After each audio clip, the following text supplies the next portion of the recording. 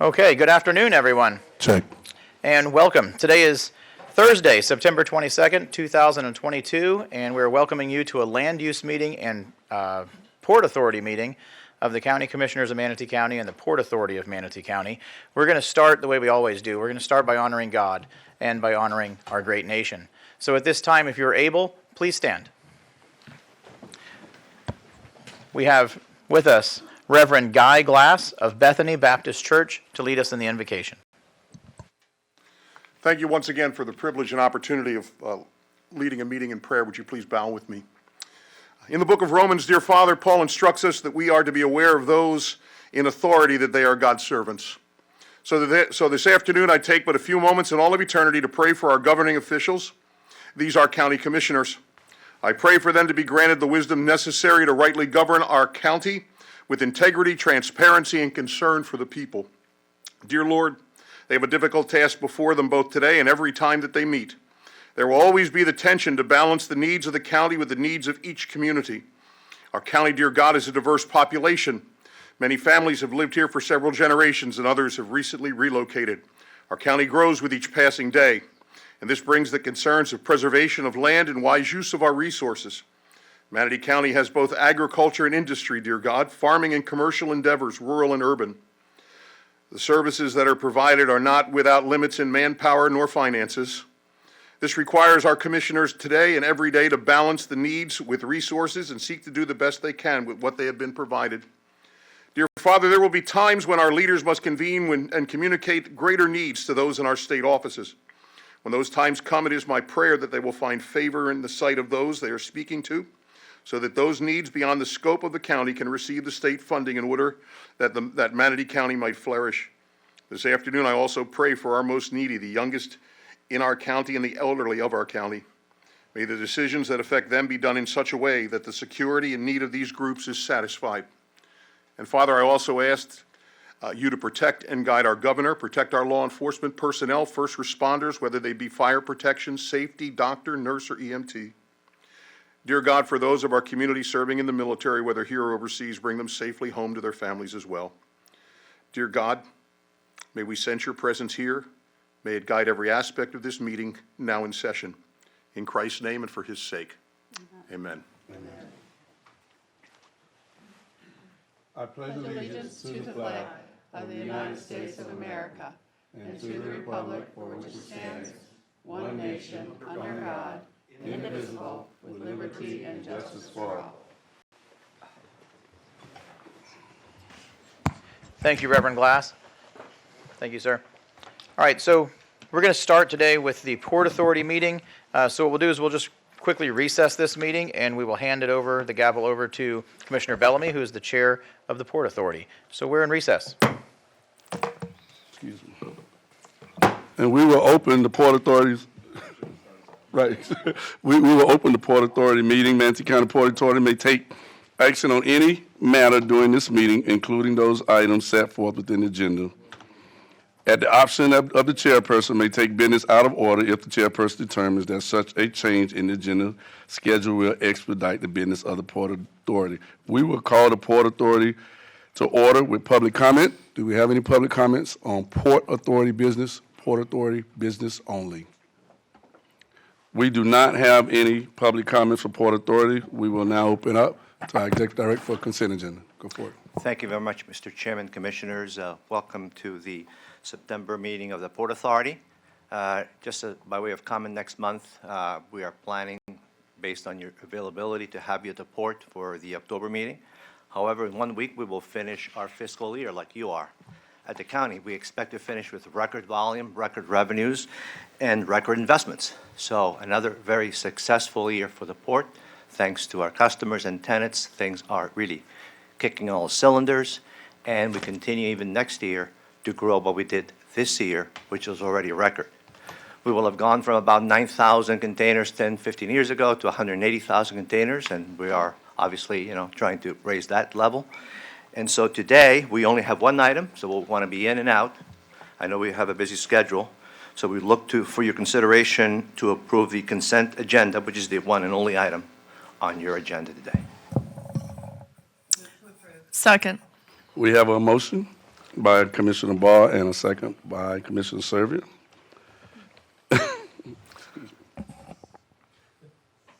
All in favor say aye. Aye. And there are no nays. Motion passes.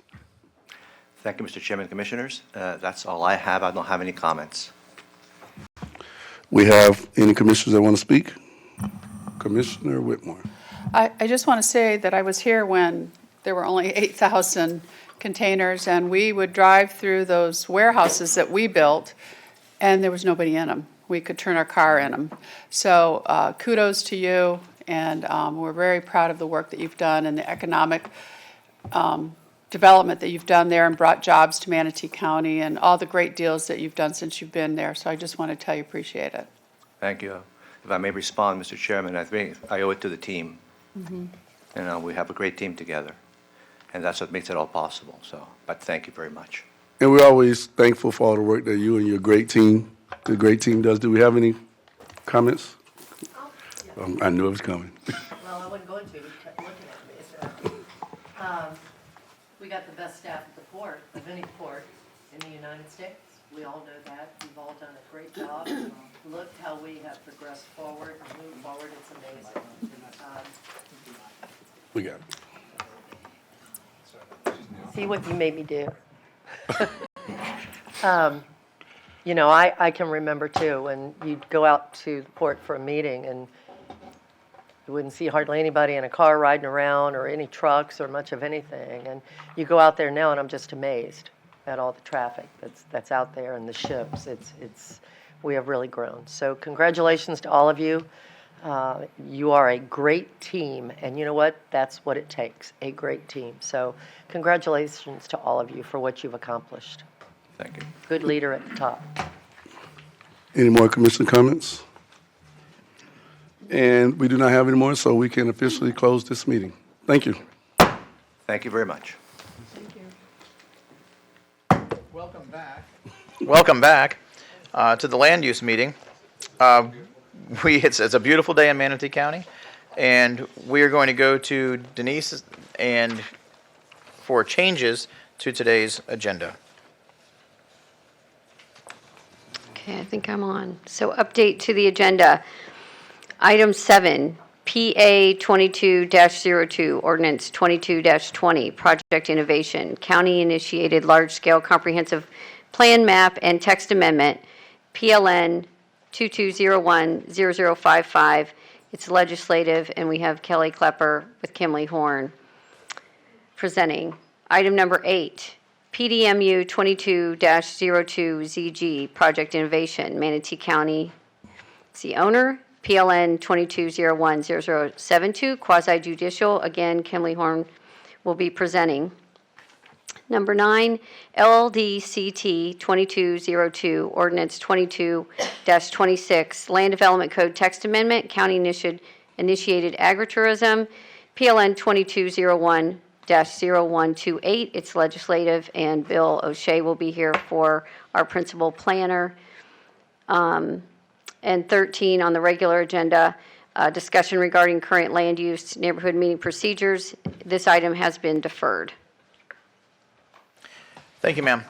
Commissioners, are there any items that you would like pulled from today's consent agenda? Yes, Mr. Chairman. From the consent agenda or presentations upon request? Consent agenda, any items to you. pull from consent? Okay, anyone else?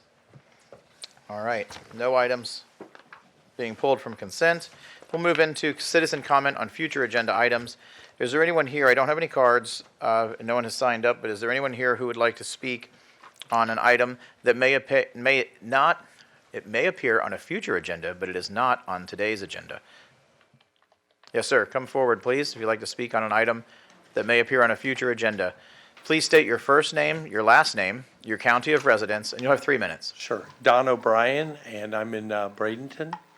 And I want to talk about, I have some concerns of security and safety for Hammock Place subdivision. Some of what we're talking about is the HOAs off of 51st Avenue in Bradenton regarding the Airbnbs doing business. My questions are, what is the county's policy for Airbnbs vacation rentals doing business in residential subdivisions with HOAs. First off, we've been informed by code enforcement there is no regulation at all and no code or ordinance regarding them. And the state of Florida requires a license as part. What part does county play in this other than a tourist tax? If they say HOA responsibility to address, then do they have any say in the rules that would explicitly forbid them within the subdivision? The problem I have is I've noticed in my subdivision, I live next door to now an Airbnb, and I have all this transient behavior. And I've got people coming in, coming out, and there's not only just one, but there's several.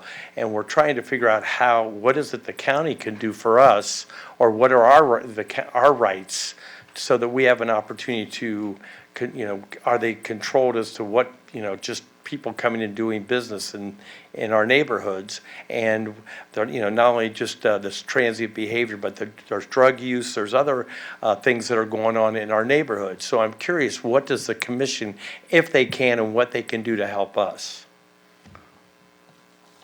So we don't do Q&A during this period, but No, I'm just. when you finish your statement and we conclude citizen comments, we will speak to issues that were brought up during citizen comments. Great, thank you. Have a great day. Thank you, sir. Is there anyone else who would like to come forward? Sir. So same routine, first name, last name, county of residence, and you'll have 3 minutes. My name is Robin Tinch. I live at 5008 23rd Street East in Bradenton, Florida, 34203. I am here on a matter that has come to the community. We had a new resident move in, and they destroyed some of the wetland. Code enforcement has come out and said that we need to do an environmental investigation on what it's going to take to rebuild this wetland that an individual tore up, to put it bluntly. And they're asking the HOA as a whole to foot the bill. And I'd like to know what Manatee County can do for us, because we do not feel in the community that this is our bill to pay. It should have been back on the homeowner. And as far as the wetlands are concerned, there's not anybody in that neighborhood that actually knew that those were wetlands behind their house. Should Fish and Game had put up signs quoting verse of statute in front of these wetland areas, or is that once again put back on the HOA? I asked code enforcement about that, and they said that would be a good question to ask you. Sir, what is your HOA? Century. It's at Hammock Place. Hammock Place. Okay. Yes. Okay. And they're like wanting $5,000 just to come out and do a survey. And once again, I do not feel as if it is the community's responsibility to pay for what this person has done to the wetlands. And that's all I've got to say, and thank you. Thank you, sir. Is there anyone else who would like to come forward to speak on future agenda items? Okay, seeing no one, then we'll go to the phone. Has anyone called in to speak on future agenda items? Okay, no callers. We're going to close public comment on future agenda items at this time. I would like for a staff member to come down here and make contact with the gentleman in the pink shirt and get his information so that we can follow up with him. And then I would like for Ms. Shank to address county policy regarding short-term rentals. And I know you don't work for the public at large, you're representative of the Yes. board, but I'm asking you to refresh my memory then. Okay, yes, the county attorney's office has previously opined that the county is preempted by section 509.0327B Florida statutes from adopting a local law, ordinance, or regulation that prohibits vacation rentals or regulates the duration or frequency of the rental of vacation rentals. So we can't regulate them in that regard, and we can't give legal advice to HOAs. They may be able to have rules regulating them, but that's up to the HOA to consult with their lawyer Yes.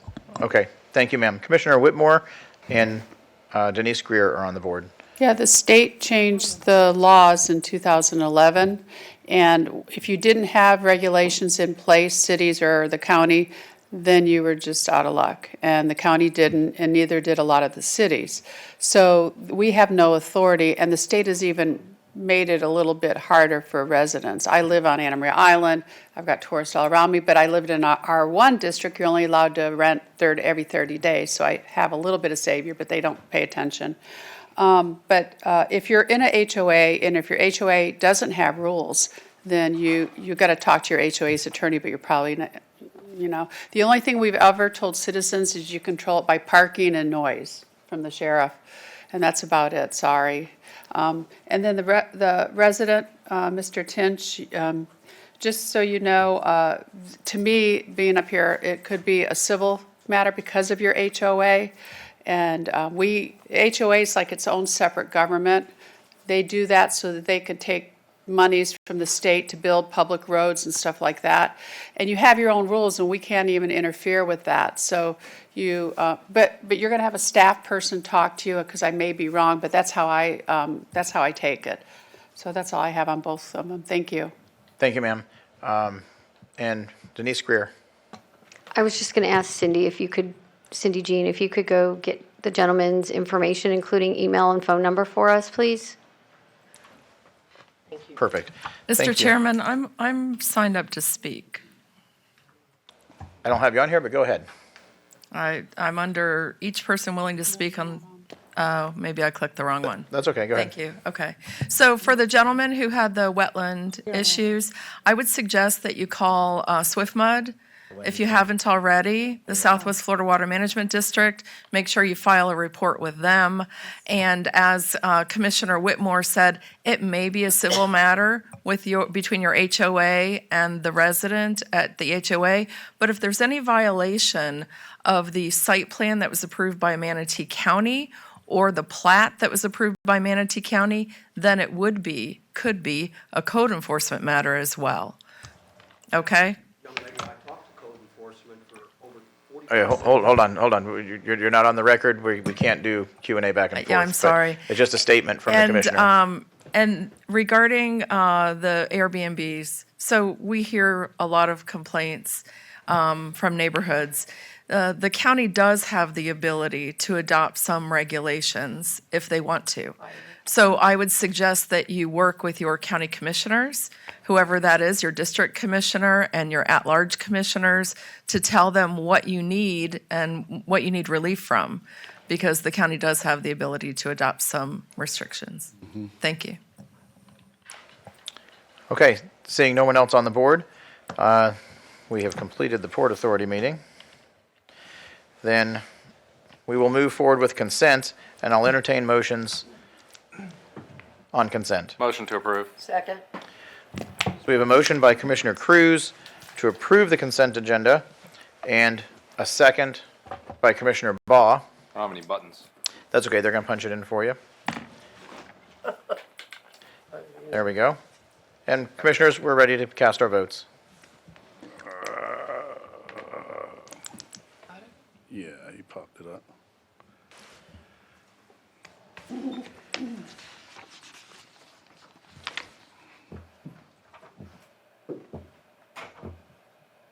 Has everyone voted? Oh. No, ma'am. No, ma'am. Why did you say it was a Q&A? No, ma'am, it's not a Q&A. I'm sorry. I said it was not a Q&A. Okay. It wasn't first. Okay, ma'am. I apologize, I misspoke. It's not a Q&A. Okay, so consent passes by a vote of 7-0. We'll now move into advertised public hearings, presentations upon request. We'll start with number 5. Ms. Shank, if you would please introduce item number 5. Well, the board previously held a public hearing. There you go. The board previously held a public hearing on this private initiated LDC text amendment to allow certain uses within heavy manufacturing zone districts. The planner was Bill O'Shea. The applicant requested continuance to know a day certain to re-advertise because they're working on some revisions to address the issues raised at the board meeting. So the action requested is I move to continue the public hearing for LDCT 2104, ordinance 2210, to no date certain, and to be re-advertised. Thank you, ma'am. Do we require action on this? We have to move to continue. Yes. Oh, because we're continuing, yeah, okay. So we have a motion by Commissioner Serbia to continue and a second by Commissioner Cruz. We'll open this up to public comment. Is there anyone from the public who would like to come forward to speak on item number 5? Okay, seeing no one, we'll go to the phone. Is anyone called in to speak on item number 5? All right, we're going to close public comment, and commissioners, you can cast your votes at this time.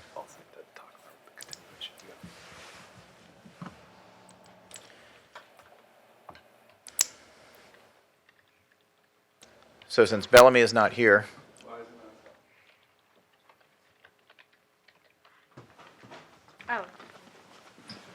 Sorry, I went to check on my constituent. that's okay. We need your vote on item number 5, sir. And what is item number 5? This is the Oh, continued. the continue- yeah. I apologize, Mr. Chair. That's all right. Okay, so item number 5 passes by a vote of 7-0, Madam Clerk. Move on to item number 6, Ms. Schenk. We're flying, nice. Yeah, 6 and 7 are related, and I did want to just note that I've advised the chair, if either one of them is pulled from President Pond's request, they both have to be pulled, because they're so interrelated. You have to address I believe both. you're talking about 7 and 8. 6 is separate, that's water. 7 and 8 6, are I'm separate. sorry, I'm getting confused. Okay, I'm sorry. Okay, 6 is transmittal public hearing on plan amendment PA 2208, ordinance 2257, county initiated 10-year water supply facilities work plan and wastewater treating capacities and certificate of level of service. It says Catherine Thompson, principal planner. I don't know who's presenting. Is anyone requesting a presentation?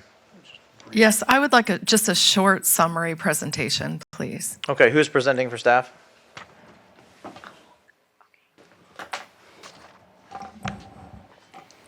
Looks like Mr. Goodwin.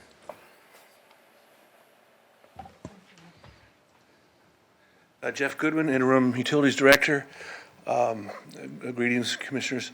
So the text amendment that we're proposing allows some flexibility in when we can expand the capacity in our wastewater treatment facilities. Right now, the way the comp plan is written, it's very prescriptive, and it's, quite frankly, pretty arbitrary. Because developers can reserve capacity in our systems for long periods of time.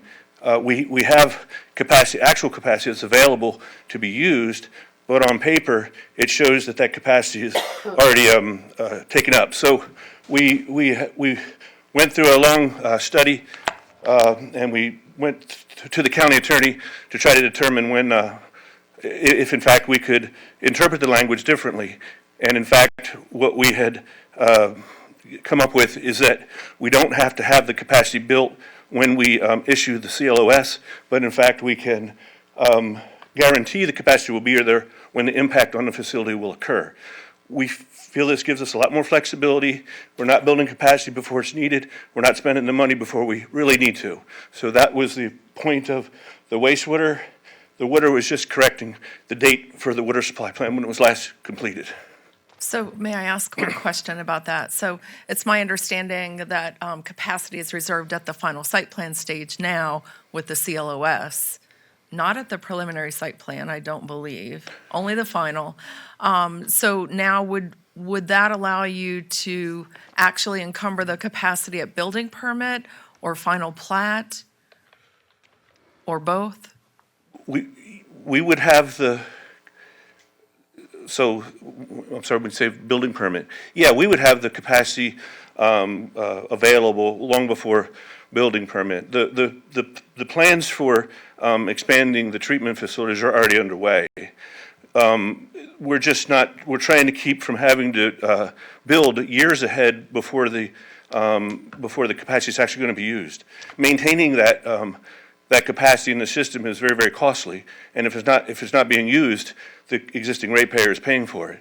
So we're trying to balance when the impact to the facility is going to occur with, when we're actually expanding the treatment facility. Makes sense. So if you had a 2,000 lot residential subdivision and the CLOS was issued with the final site plan, then would you encumber that capacity with the plat, with each additional plat in a residential development? I'm trying to avoid having to hone in on exactly when we're going to say that capacity is going to be available. We're trying to leave as much flexibility as we can, understanding that we'll be ahead of development long before it's needed, but not so far out that we're expending current ratepayers' money to hold that capacity. Hey, Mr. Chair, if I may pipe in, it may be reserved under local development agreement for large projects. The big issue came up with large projects, multiple phases over a period of 10, 20 years. They may reserve capacity for phase one a certain year, and phase two is a few years later, phase three could be 10 years later. So it might be phased in. Understood. Thank you very much. Okay, thank you, Commissioner. No other commissioners are on the board. We will entertain motions at this time. So we have a motion by Commissioner Cruz. I'll second. Okay, there we go. Whitmore seconds. We'll open up to public comment. Is there anyone from the public who'd like to come forward to speak on item number 6 on today's agenda? Okay, seeing no one, we'll go to the phone. Has anyone called in to speak on the hot topic of item number 6? Okay, we're going to close public comment, and we'll go ahead and move forward with the vote.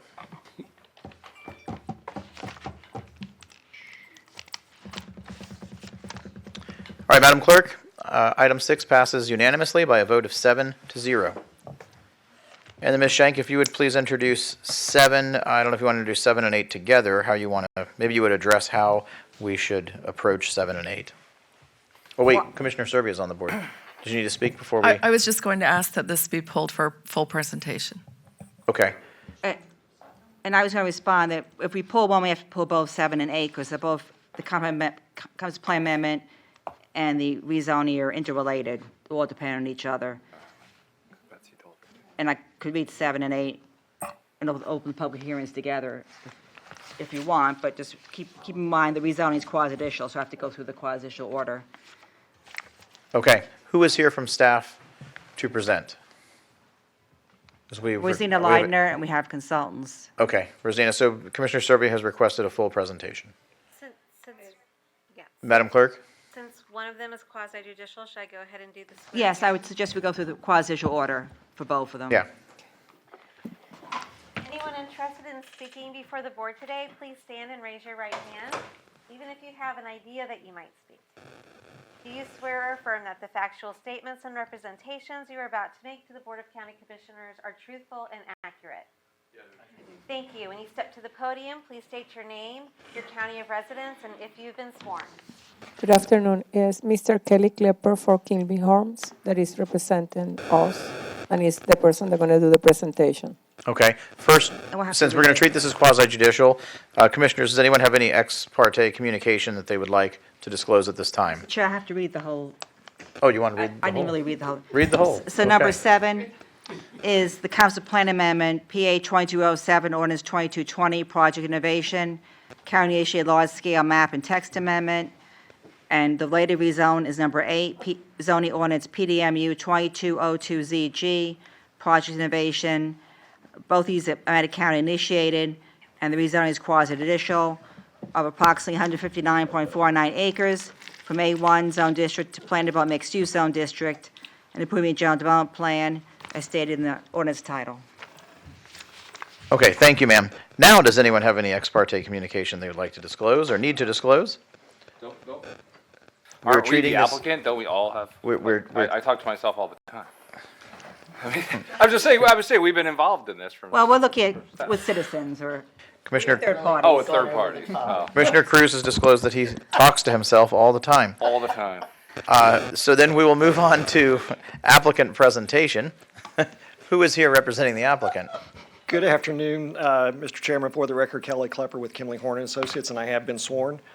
With me today is Ms. Monet Moore, Senior Planner with Kimley Horn. Also is Mr. Ryan Hoppy, who's a licensed professional engineer, who's here to address as may be needed stormwater, floodplains, and also Mr. Bob Agrusa, who is a certified licensed engineer with respect to expertise in traffic and transportation.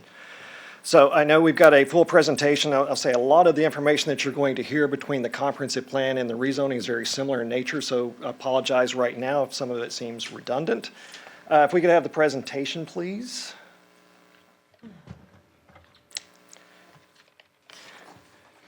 So let's keep going to the next slide, please. So as Ms. Schenk did identify, this is a county-initiated large-scale comprehensive plan amendment. There's actually two portions of this application that were presented to not only the Planning Commission, but also to this board previously. This board did vote to recommend transmittal to the state, and the comments the plan and its amendments were distributed to the agencies consistent with Florida Statute Chapter 163 and the other provisions. So there's again two components of this. One is the comprehensive plan map amendment, which addresses a portion of the, and we'll just generally refer to it as the Musgrave property. And there's also a site-specific text amendment that goes with this, which is affectionately referred to as the D5 provisions. And this is a provision that is applied to the comprehensive plan that limits a certain amount of development as far as a density, intensity, and an overall general amount total. If we can have the next slide, please. So this is the property in question. I believe we all know where it is. It's approximately 600 to 700 feet south of State Route 64 off of Lena Road in the southeast quadrants of 64 and Lena Road. It's southeast of the interchange with I-75, immediately south of the Heritage Harbor mixed-use community, as well as the adjacent to the west recently constructed coastal orthopedics. To the south and to the east is county-owned property, including the landfill, solid waste facility, and some other county-owned facilities. The comprehensive plan itself is for approximately 98.6 acres of the total 159. And there again, we are generally referring to it as the Lena Road and/or Musgrave property. If we can go to the next slide, please. What you'll see on this is the area in question is the orange area that's hatched. That is the current UF3, that urban fringe. Portions of the property are currently designated as PSP, which is a public, semi-public, and then the western portions are already designated MU mixed use. So what we're attempting to do as part of this application is to, in essence, clean up the property, provide it with some additional, I'll say, safeguards and provisions with respect to not only the comprehensive plan, but also the county's land development code. If we go to the next slide, and this is actually giving you a little bit of a precursor to the zoning components. Currently, the property is zoned A1. It is surrounded by, like I said, to the south and to the east with PDPI. That is the county-owned facilities. Immediately north of us is some additional A1. Directly across from that is PDMU, so a consistent zoning designation within the corridor. And then there is additional PDMUs both to the west. There's PDC, general commercial, as well as some additional planned development properties within this area. The entirety of the property is about 159 acres, but there again, the comprehensive plan is addressing about 2/3 of the site itself. So when we started looking at the application and talking about this, one, it was what is best for this particular piece of property. There are a number of proposed improvements that are ongoing within this area, including improvements not only to Lena Road, but also to some stormwater within the general vicinity as well.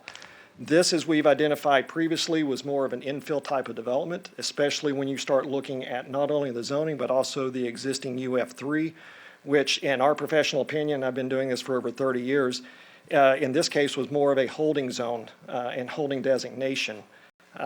Partly because when you start looking at what's going on within that corridor, it's a high-growth corridor going from west to east, all the way out past not only Lakewood Ranch, but also past Lorraine and those general areas. So in essence, we've got an area that was left over, I'll say, as UF3, has a series of uses and densities and intensities that can go with that, but there's also a limited number of protections, I'll say, as part of that existing UF3. And there again, the idea at the end of the day was to clean up the property, provide it with a uniform future land use designation, as well as a uniform zoning classification. Next slide. So what are the positive aspects? We believe and we've identified, and I think this is something that we looked at for quite some time, and your professional staff have also weighed in on this, that this is a logical transition from the mixed use to the west and the mixed use to the north, coming down to this property and then continuing to the east. It will provide additional opportunities for not only residential, but also for income and employment related jobs. And it's also will serve as a transition between the county's Lena Road solid waste facility to the projects to the north and the west. When we start talking about the D5 provisions, there are site-specific limitations on the amount of development, and that was done purposely because of a couple of things with respect to infrastructure. Now, there again, we've been working with county staff on this application and the development, correspondingly talking with not only traffic and transportation, but also the utilities, as well as stormwater, environmental, and the other agencies involved. A negative aspect, which is on the next slide, is the primary access is currently provided by Lena Road, which is I will say, scheduled to be improved and extended from its current terminus through 44th Avenue all the way to 70. There are some additional improvements that are going to provide additional cross access to the north and to the east, which will help address these components. The next slide discusses the mitigating factors that have been identified as part of this project. There are a series of capital improvements that have been identified, and I'll briefly hit on those. The additional connections, which we have just basically identified as well. And that as this project is continuing to develop, there are additional opportunities for the analysis and also the verification with respect to a level of service proposals. The next series of slides address the environmental natural features, which have been reviewed quite extensively. The traffic and transportation, a study was identified and undertaken consistent with the county's approved methodology. So the next slide. The findings of that have been approved and accepted by your staff as well. With respect to utilities, we have identified that the site can be served by existing and/or proposed utilities. And so that's the next slide, please. It's a lot easier if I have my own clicker, I apologize. And the next slide after that. So as you see before you, there are a couple of motions. There again, this body unanimously recommended it move forward for transmittal. No comments came back from the state and/or the state agencies. So we would be asking for approval and acceptance of the comprehensive plan amendment based on the testimony and evidence that's provided here today, as well as the information in your staff report. And I'll be happy to answer any questions, Mr. Chairman. Thank you, sir. I don't have any commissioners on the board not on the board. I'm not on the board, but may I speak when the time is right? Yeah, go ahead. You spoke up first. Commissioner Whitmore is now on the board, but Commissioner Servia, go ahead. Okay, thank you. Thank you, Kelly, for the presentation. This is really an unusual project, so I wanted to learn more about it and share it with the people who are interested. So do you know if there is a proposed user for this property? I would actually have to defer to county staff at this point. There was a specific, I'll say, separation of responsibilities between our team and those that were engaging specific uses and/or end users with the county, so that there would be that neutral aspect with development of the staff report and analysis. Okay, so can the staff answer that for me? What if they want to be confidential? Can't be confidential. Good afternoon, Commissioners. Can you hear me? Yeah. Hey, Rob Wenzel for Development Services, and at this point, we do not know of an end user. At one point, we did have somebody that, was interested, but at this point, we do not have an end user. Do we have an agreement with a purchaser? I have no idea. I don't believe we do. I'm not aware of that. Okay. All right. And, okay, Kelly, I have another question for you. So when you were reviewing this, did you think about doing a draft developers agreement as well? Was that ever discussed? Because obviously there are going to be a lot of needs for this site if it's developed to the maximum potential. Was that ever discussed? I will say that it was discussed early on. However, with the level of information that was being discussed at that point, providing specific, I'll say site-specific components of a developer's agreement was not. because of the potential that there could be multiple end users. Thereby, you may have issues that would come up at some point that would be in conflict with that development agreement. There again, not having a finalized end user also created a little bit of, I'm not going to say of a challenge, but of an opportunity to not only not do that at that point, but also to provide some additional flexibility as the county is pursuing the redevelopment of this property. Okay. So the county's acting as a developer in this situation? Yes, ma'am, and I will say that's not uncommon. I actually, like I said, in the 30-plus years that I've been working as a professional planner, both in public and private, I have been on the staff side where we did the publicly initiated comprehensive plan, annexation, and a rezoning and a general development plan to help facilitate a industrial park and employment center adjacent to the Toyota motor manufacturing plant in central Kentucky. Similarly, we represent communities across the state of Florida where they're trying to get ahead and create a marketability for specific properties that then we'll say it's not necessarily plan ready, but it's close enough to be able to move forward with land use and entitlements, just knowing how long the process can take. Right. I was surprised that the property to the north was not included in the future land use map amendment. It would have made some sense to have it all mixed use from the major DOT roadway. Was that ever discussed, or?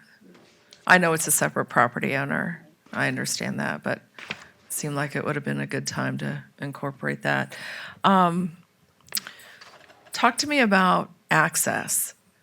So what do you envision the final, or at least the approach to access other than the 2-lane Lena Road? So the primary there, again, that's one of the aspects we identified during the analysis. The principal and primary access is, of course, through Lena Road. There are additional roadways that are being contemplated as part of a capital improvements project that run east to west along the northern properties, which would provide additional connections to the north through the other property that you just mentioned, as well as to the commercial center where Skillets and the car wash are. So it would also be identified and providing access through the county property to that site based off of previous approvals and agreements. Okay. And so the D5 language, those are basically the only conditions of this piece of property for future development. Is that correct? With respect to the comprehensive plan, yes, ma'am. There are conditions that are attached to the rezoning as well as the GDP. Okay. What about wetland impacts? How have those been evaluated? So there's a couple of different things. We had our staff go out there and do a preliminary assessment. That also has been preliminary reviewed with county staff. Based off of the analysis that our professionals performed, these were low-quality wetlands, very low UMAM scores, that were, in essence, these wetlands, which they're fairly minimal on site, have been degraded to the point because of the existing agricultural activities that, preserving those would not serve a suitable function. Okay. And for the general development plan, how long does that general development plan live if it's approved today? So I'm actually going to defer to staff on that at this point. Rob? Can you hear me? The general development plan does not expire. So it never expires. So if it's approved today, this will be approved in perpetuity for these entitlements, which are very high. I think everybody can agree that. That's correct. Intensely developed. Can you talk to me a little bit about compatibility? Do you have any concerns about compatibility in placing residential next to a landfill? So a couple of things. One, we're going to generally refer to as a solid waste facility. Yes, that's much nicer. So the solid waste facility and the main activities are well removed from the boundaries of this property. There are additional compatibility components that are built in, both from a setback as well as a buffering component. When you look at what's going on with the solid waste facility, transfer and some of the, I'll say, non-landfill components are closest to that. And then, of course, the properties immediately to the east are undeveloped and vacant at this point. I've worked in a number of communities where we've had both existing landfills as well as closed-out facilities. And, providing that the proper buffering, the landscaping, the setbacks, step backs on buildings, which we've also identified here, are addressed, there's usually or typically no issues with that. And, you know, the nice thing about this is we've not locked in a specific portion of the property to residential or commercial and industrial. So the county actually, as part of this, has the ability to help facilitate that overall arching vision to say, you know, if it needs to be with the residential to the north or to the northwest, then so be it. And using those other things that, such as the office or commercial or industrial, in the southern portions. Okay. And getting back to the comp plan amendment, so moving to an MU category, we usually reserve those for the interchanges and areas that have high accessibility and lots of infrastructure. And you believe this site meets that criteria? I do, especially with respect to the proposed capital improvements, especially when you start looking at the, you know, State Route 64, when you start looking at the connectivity of Lena Road to 44th, which then gets you additional east-west connections, and then the ongoing connection to State Route 70. So just from a traffic and transportation standpoint, plus the other interconnection we talked about. Water, wastewater, the infrastructure is in place, or as you just heard, will be in place at such time as development occurs.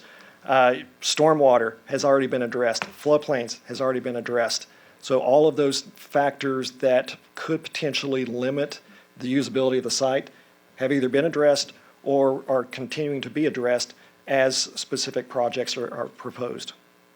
Okay, and talk to me about the height. How is the height compatible? Talk to me about how you achieve that. So a couple of things. One, that is, when I say a blanket statement, it does not mean that, of course, any building that's right up on the property line could be that maximum height, because the county does have specific step-back provisions and compatibility. So as buildings go up, they go back. When you look at, and I'm just going to say, the solid waste facility is that height or more. So you're not talking about including something that would be out of character with that specific corridor, especially knowing that the county owns properties on two sides of the property. You know, there again, with the built-in components that we have, including the placement of any distracted me for a second. Yeah. With respect to the floodplain and/or stormwater mitigation, it also provides the opportunity to continue to move those buildings back a little bit further. Okay. And we're also, you know, I will say, you know, with this size property, with this amount of development, could the entire site be developed at that and be the maximum height? No. I mean, in relative components and comparison, there's a lot more development that could actually occur from a density perspective under the UF3 right now, especially based off of some of the other components within the comprehensive plan and the land development code with respect to your nodes. With respect to the mixed use, there again, is providing additional components as far as compatibility that aren't necessarily built in at this point. Right. It's almost like offering an exchange matrix. You could do exactly this or that, right? Yes, ma'am. Okay. I think those are all my questions for now. Thank you. Thank you, Commissioner. Appreciate it. Thank you, ma'am. Commissioner Whitmore. I'm fine with what we're doing now with it. And as I stated publicly before, it's an infill project. There's a lot of uses, and I had asked our attorney about this before, because when this got sold, the previous owner did not want residential on this. And but when we sold it, let me finish. When we sold it, I was told that wasn't a stipulation, correct, Sarah? So we can build residential on it. Yes, basically, the only use limitation is that we cannot expand the landfill on the project. Okay, good. All right. And when this does come back before, this is different than what we previously voted for a few weeks ago. We didn't follow our processes for surplus property, so we will have to bring this back before us or the new board to declare surplus for this and the Talavas property that we had to delay also. So that, please remember somebody to do that in the future.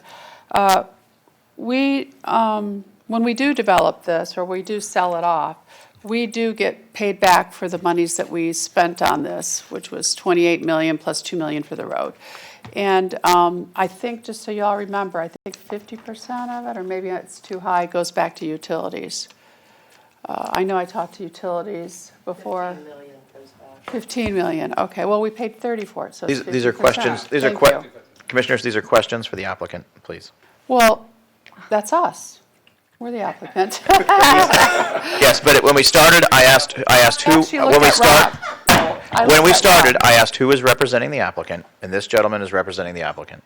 Your questions asked go to Rob. him. Rob would know. Let You me just wouldn't. clarify, Mr. Chairman, if I may, that these are questions that the county is properly on will address, how we allocate funds we receive from a property sale, and the surplus resolution being know. scheduled next board meeting, September 27. This is the land use right now. Okay, not well, a I won't be proprietary here then. property owner. I won't be here then, Well, so I we was going to can't ask these raise these questions. issues now. This Okay. isn't the time. Maybe next Tuesday when they do the surplus resolution, you can get into all that. Okay, the two-lane road.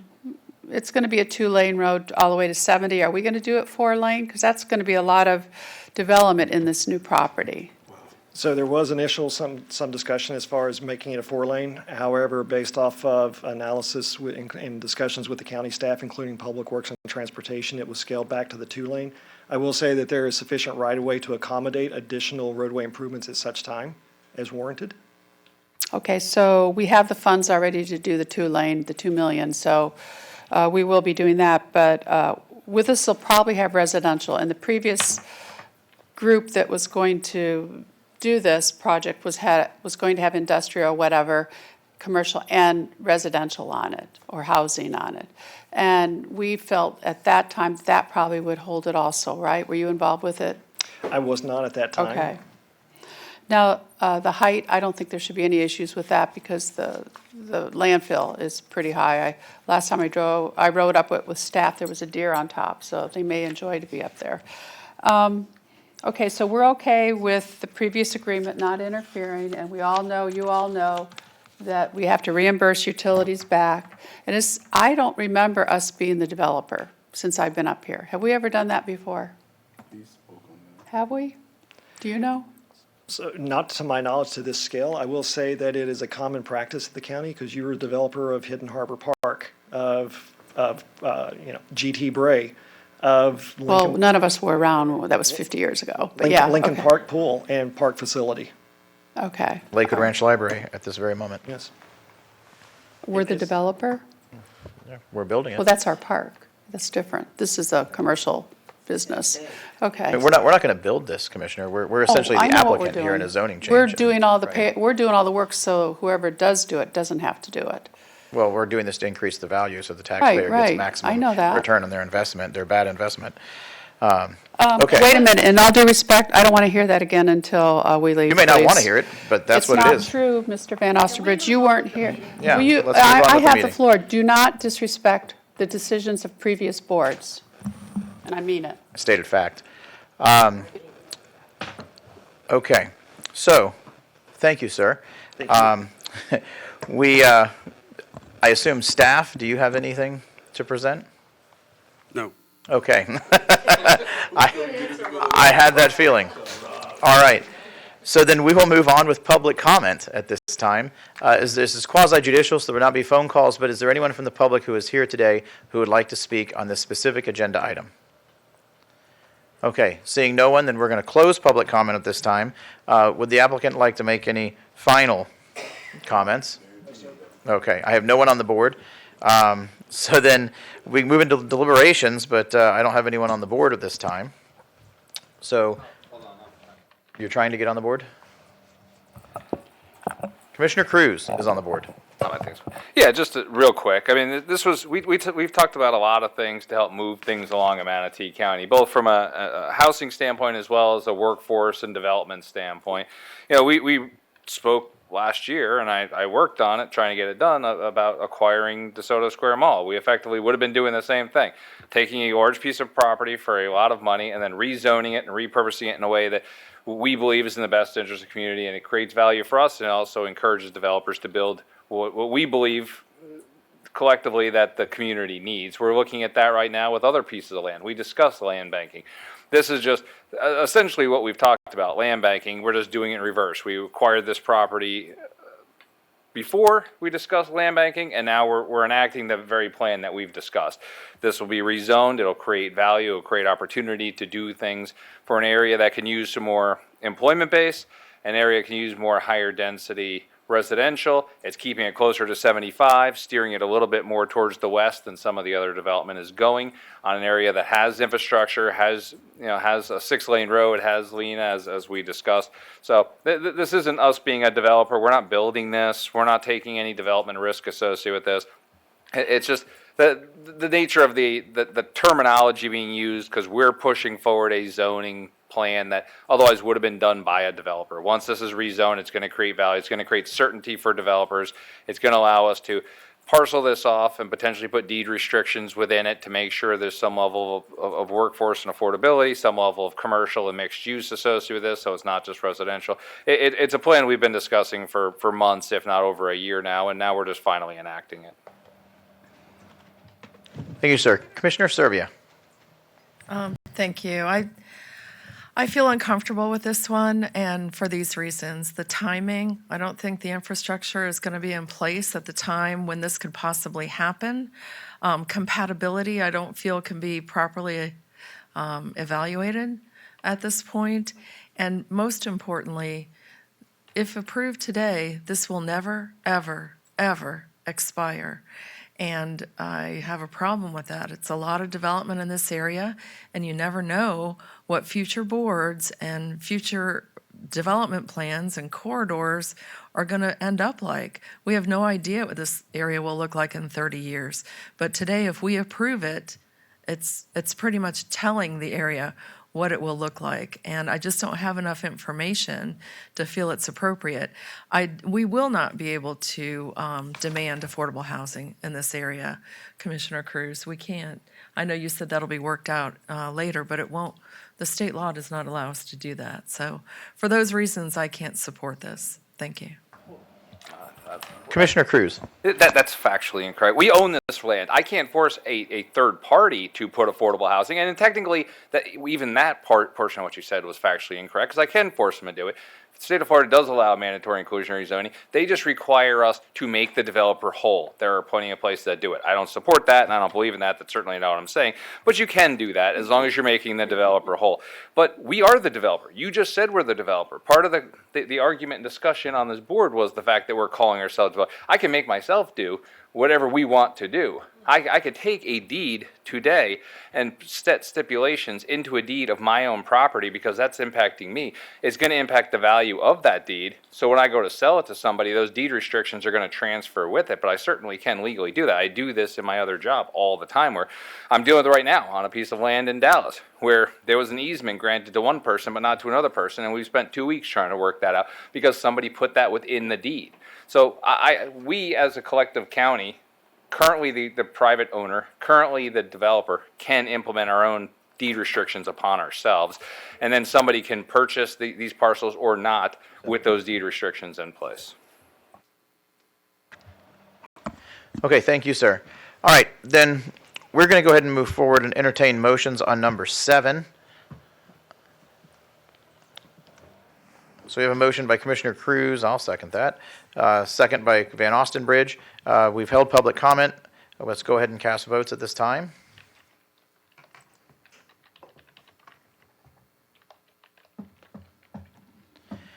So number 7 passes by a vote of 6-1 with Commissioner Serbia in opposition. Commissioner Satcher, do you want to speak before we go to number 8? You're on the board. You were on the board. I appreciate it. I will wait. Okay, thank you, sir. Then we're going to go on to number 8, and we'll entertain motions on item number 8. No, they're getting it pulled up right now. We did both together, but we have to hold 2 separate votes. So they're pulling it up right now. They're pulling it up right now. I move a little quick for them sometimes. There we go. So we're entertaining motions on item 8. Motion by Commissioner Cruz to approve, and a second by Commissioner Baugh. We can vote at this time.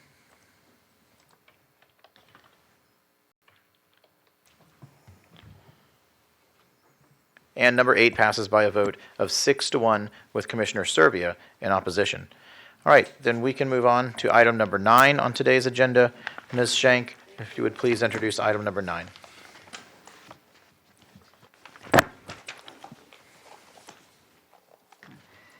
Yes, presentation scheduled. This is Land Development Code Text Amendment 2202, Ordinance 2226, regarding agritourism. It's a legislative public hearing.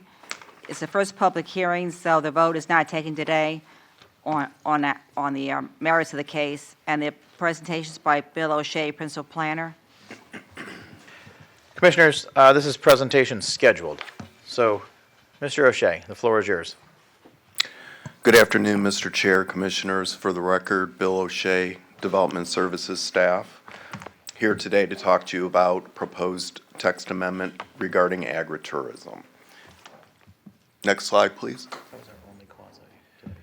Agritourism was first mentioned in Florida statutes in 2007, and its primary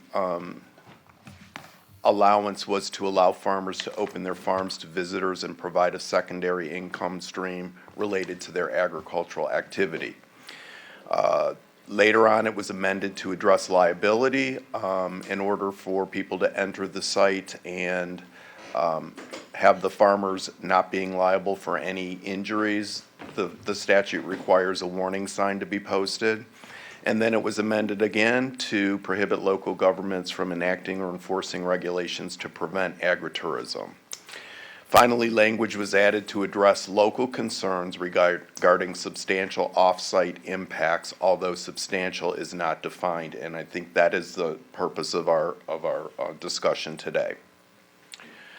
An agritourism activity is defined to allow additional activities not directly related to agritourism, including civic and ceremonial activities such as weddings. So later on, there was another revision, and at first it had to be directly related to your agricultural activity, but later on there were other activities that were allowed to be included under agritourism.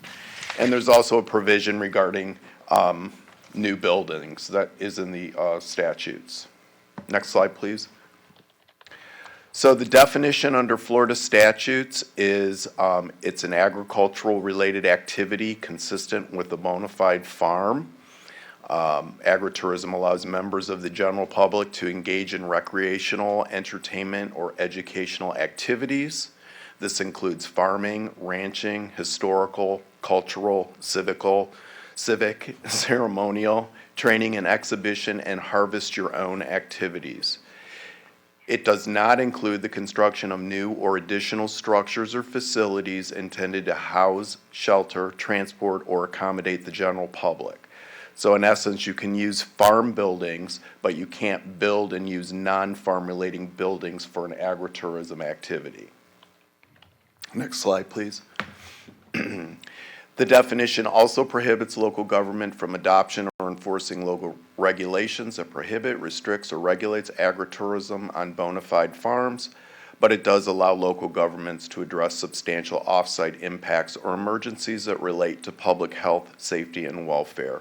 And those issues would be traffic control, and operational and safety issues on the roadways and access points, and adequate access for EMS, fire, and law enforcement to assist those engaged in the agritourism activity, as well as those residents that live in the immediate area.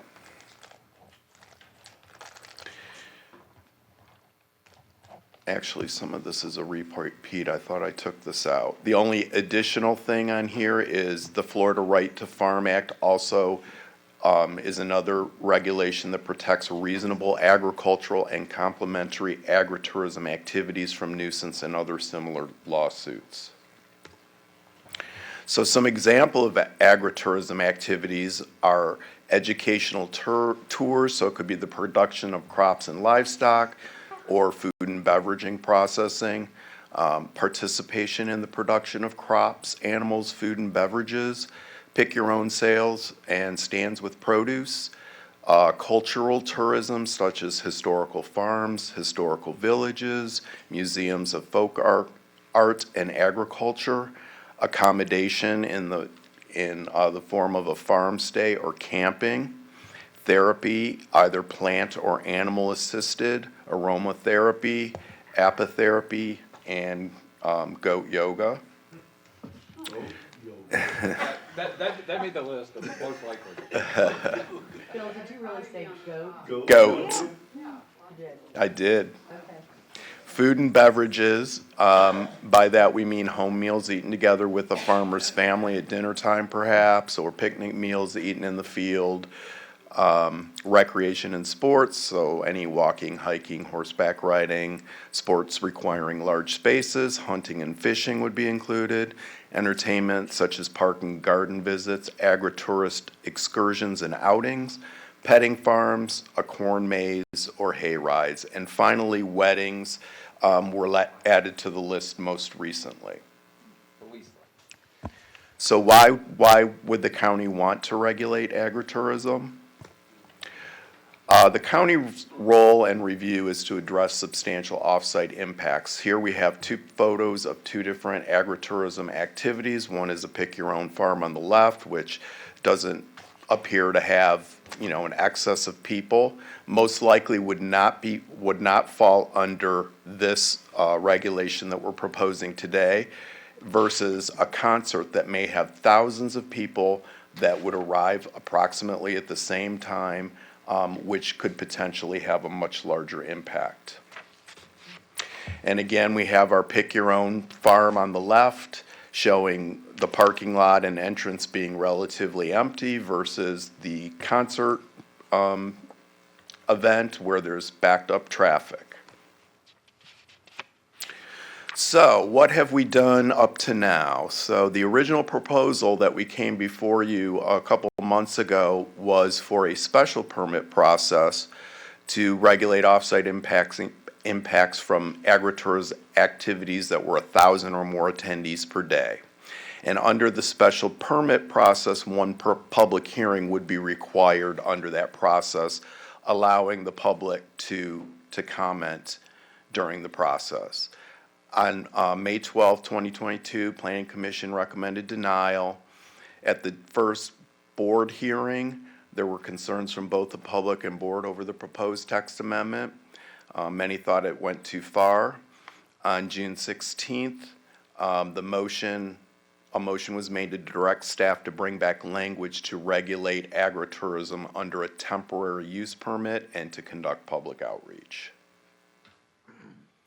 We did hold a virtual community workshop on July 29th, 2022. There were over 1,000 flyers mailed out to potential agritourism property owners. There were 10 staff members and 13 participants in attendance. The meeting was recorded so that it could be shared with those who could not attend or could not gain live access during the meeting. An interactive poll was included in the presentations. The poll results indicated that additional regulations were not wanted or needed. I would like to say, though, qualify that by saying due to the limited participation and the flyer being mailed to agriculturally exempt properties only, these results may not accurately reflect the wishes of both the agricultural and non-agricultural residents of the county. On September 8th, agritourism using a temporary use permit was heard by the Planning Commission. On a motion recommending approval, 3 commissioners voted for the motion and 3 commissioners voted nay. Due to the Planning Commission's tie vote, no action was taken on the item. So I wanted to take a moment to share with you some maps of the county, zoomed in areas of the county that shows potential agritourism locations. And you might think that they're mostly out east, but there are several opportunities for agritourism opportunities west of 75. As you can see, out almost to Cortez and along Sarasota Bay, there's some large tracts of property that are available. The other thing I wanted to mention to you is that not all agritourism is restricted to A and A1. There are other zoning districts that as well, if they have that agricultural exemption and they have an ongoing farm operation, they're eligible to do agritourism. And then we have North County. There's a lot of properties still available on both sides of 75. There is some even out on Sneed Island. This is South County, so as you can see, there's a lot of opportunities off of Rye Road. There are some even off the Braden River. There's a few of them off of 301. And you could see further south, there's more along 301 and off of State Road 70. So the request today is for approval of an LDC text amendment to regulate substantial off-site impacts generated from agritourism for activities that attract 1,000 or more attendees per day through a temporary use permit. And the proposed TUP, or temporary use permit, would require on-site parking, the agritourism operator to obtain all other applicable permits before commencing the activity. It prohibits the construction of new or additional non-farm structures or buildings. It requires compliance with Florida Fire Prevention Code, and it exempts agritourism from temporary use permit review criteria specifically related to on-site activities. It also provides the county with a means of enforcement should an agritourism event larger than anticipated without a temporary use permit cause adverse off-site impacts. The temporary use permit process occurs relatively quickly and at a minimal cost to the agritourism operator versus what it would have cost under a special permit. Some of the positive aspects is it ensures that public health, safety, and welfare issues are adequately addressed for larger events, including residents living within proximity of an agritourism event, and then agritourism on agriculturally exempt properties located west of I-75 may result in higher off-site impacts in those properties in the eastern portion of the county. This temporary use permit will allow traffic control plans, off-duty law enforcement, and on-site parking staff to be arranged ahead of the event to facilitate the movement of traffic and to provide adequate access and routes for EMS, fire, and law enforcement. Some of the negative aspects of the request, it may be perceived as an additional unnecessary regulation. It will require agritourism operators of larger events to plan farther ahead. And the temporary use permit process does not require a public hearing and is approved administratively by staff. And to conclude, it is staff's opinion that this request can be found to be consistent with state statutes, the applicable policies of the Manatee County Comprehensive Plan, and regulations of the Land Development Code. That concludes my presentations, and I'd be happy to answer any questions. Thank you, sir. You do have some questions. The order of the board is Servia, Whitmore, Cruz. Commissioner Servia. Thank you, Bill. Great presentation. Couple of questions. So you don't necessarily have to have a certain zoning category. You just have to be agriculturally exempt or green belted? Correct. Is that the correct? Okay. So a lot of planned development projects, residential projects that we see will maintain that greenbelt status for years, decades, however long they need to, until the market is right to develop. So those parcels, we saw a number of them in West County, like Whiting Preston's property, could be used. Correct. Okay. Do agritourism uses by state statute, are they defined as temporary uses or not?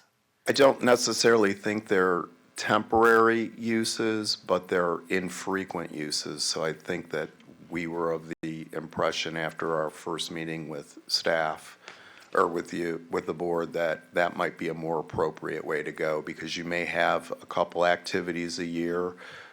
It could be something that reoccurs on a weekly basis, but again, we're looking at those larger events that are over 1,000 attendees per day. Yeah, the picture of the music festival that was a good picture. So we should all imagine that in West Bradenton and the traffic to get there. What about an RV park? If you established a new RV park, could you do that under agritourism? No. No. Good question. So that would be more of that's a commercial use by our comp plan. And again, you're incorporating farm buildings into that, like the bathhouse, any kind of recreational facility. Those are not true. They're not agricultural buildings. So that's going above and beyond. That's where that accommodate, transport, the public comes in from the definition. could a landowner build agricultural buildings and then use them for agritourism? I know you can't build a rec center or a bathhouse, but you could build a barn and then use that for weddings, for Correct. example, right? Yes. Okay. There are some limitations. Actual farm buildings are not normally regulated by the county, but there are some regulations from the Florida Fire Prevention Code that requires, although we can't do anything with the on-site agricultural buildings, if certain buildings have a certain capacity, if they meet a certain threshold, they are required to have an inspection by the fire marshal on an annual basis. Okay. And if you established a use on one of these sites that had events every weekend, would that meet the state statute definitions of agritourism? So, I think it would. I don't think there's any duration of time, either more or less, that it's just, we can't regulate it because it's a way for farmers to keep their farms open and operating instead of being rezoned and developed as residential or mixed-use projects. does the Geraldson's property have the ag exemption? I'm not sure. I could look and let you know, but I don't know offhand. Okay. Yeah, very interesting. And, one of the agricultural uses we used to see is like mud bogging. And you think of that happening way out east in the wetlands, in the mud. It's really popular at borrow pits. So something like that would be an agritourism land use. I would think so, yeah, as long as you're not building any kind of structures. So I would think so, yes. Now, I don't think they have carte blanche approval to go through the wetlands. They need to meet state and federal guidelines on wetland protection, but that's not something that the county would look at. And the medieval fair example, is that an agritourism event? It is. Okay. So if there's a piece of property that's going to host a fair like that annually, and then do they have to use the property for agriculture in between to keep their greenbelt status? I think they are supposed to on an annual basis. The property appraiser reviews those exemptions. So I do believe that part of that review requires them to demonstrate that they're still operating a farm on that property to continue with that exemption. Okay. All right, thank you. Mr. Chair, I just want to clarify. Bona fide farm operation is defined broadly in Florida statutes that may or may not have the agricultural tax exemption. It's one indication, but not the sole determining factor. Okay, so just commissioners, as we go forward, let's refrain from targeting specific private residents by name. Commissioner Whitmore, Cruz, and Satcher. Commissioner Whitmore. I am going to bring one name because I got permission. First of all, I'm glad that we're doing something like this. And do you say the state doesn't require you have a temporary use permit, but you want to regulate them, or? Well, the state doesn't allow us to regulate the on-site activity, but they do allow us to regulate substantial off-site impacts. Like that is a discretionary entrance. decision of the board. Okay. One of the reasons why we are somewhat concerned with not having anything on the books is if we do ever have a violation or a large activity that causes problems, we have no mechanism for enforcement. And I get that because when I saw the picture of the concert, I'm thinking of, and I've gotten permission, Dr. Galino has a horse farm that he shows them, but he's had weddings there for years and the county's been after him. And some of you shook your head, because he does have weddings there, or he has like the medical society event and stuff, but he's not allowed to because it was supposed to be ag. Is something like that going to be okay now for these people that have these ag uses on their properties and are having smaller events? Because you kept saying 1,000 and above. Yes, we're not proposing to regulate every Oh, good. agritourism activity, Okay. only those that generate 1,000 or more individuals Perfect. per day. And you're going to let the public know about that, right? Or somehow? Correct. Basically, it would require, I don't know that we would know that there's an agritourism activity happening unless somebody came to us and asked what our requirements were. Yeah. Right, or complaint-based. Okay, but according to this ag tourism law that we have, the smaller venues would be able to do what they do, like Baker Ranch and all that. Okay. Correct. They wouldn't have to do anything. And the medieval, after all the mess we went through and accusations, the only thing that they didn't have was a tent permit, because they already had the structures, right? Yes, I believe they were all agricultural structures. Okay, so I'm happy that we're finally doing something with this, because we've all gotten complaints for years. And we want them to stay. You know, we don't want a bunch of houses. We do want them, we want to have our feel of our community still. So this is a way for the landowners to still make an income and keep their properties. So I'm glad. Thank you. Thank you, ma'am. Commissioner Cruz, Satcher, and Baugh. Yeah, Commissioner Cruz. one's more just a clarification for the public, because when people listen and hear things, I don't want people to get the wrong impression. You commented that we did a public work session, essentially a neighborhood meeting, for lack of a better term, because that's what the board said last time. We said, go back out there and do that. But two things you mentioned there, and again, this isn't, it is what it is, but I just don't want people to think the wrong way. Only 13 people showed up there, but what's not said in your presentation was there was technology issues. So to make the claim only 13 people showed up, I'm just saying if the media or if public was listening, they may say, clearly nobody cares. Only 13 people out of 1,000. That's not necessarily true. Only 13 people could get in. So that just to clarify, that's not to imply how little people care about something. That's to imply who had Wi-Fi access, who can get into whatever Zoom we set up that was broken. So that's that. And if we're saying that's not really relevant because we only sent it to ag people, we sent it to ag people. So we're the ones who only invited people from agricultural land, and now we're saying, well, the results really don't matter because it's only agricultural land, correct? Like, did we send it to everybody? No, we in the did not. community? I believe the motion was to have a meeting with the agricultural community. Okay, but now we're saying the survey may not be accurate because we only had a meeting with the Correct. agriculture. And we have no feel for how many people could not get in the meeting, but I can tell you that people were instructed to call and get a copy of the meeting, and we only got a few requests on that. So I don't know how many people actually could not get into the meeting. We don't have a good feel for that. And from the last time we saw this to this time we've seen this, after your meeting with the baker's dozen worth of farmers, what meaningful changes did we make? Because this board was pretty adamant that we weren't a big fan of it the last time, and we said, go back, talk to everybody, come back to us with something that works collectively, and we're hoping for some sort of a unifying set of language that everyone said they can agree with for the good of the community, but for the good of the people owning the ag land, so hopefully they keep it that way.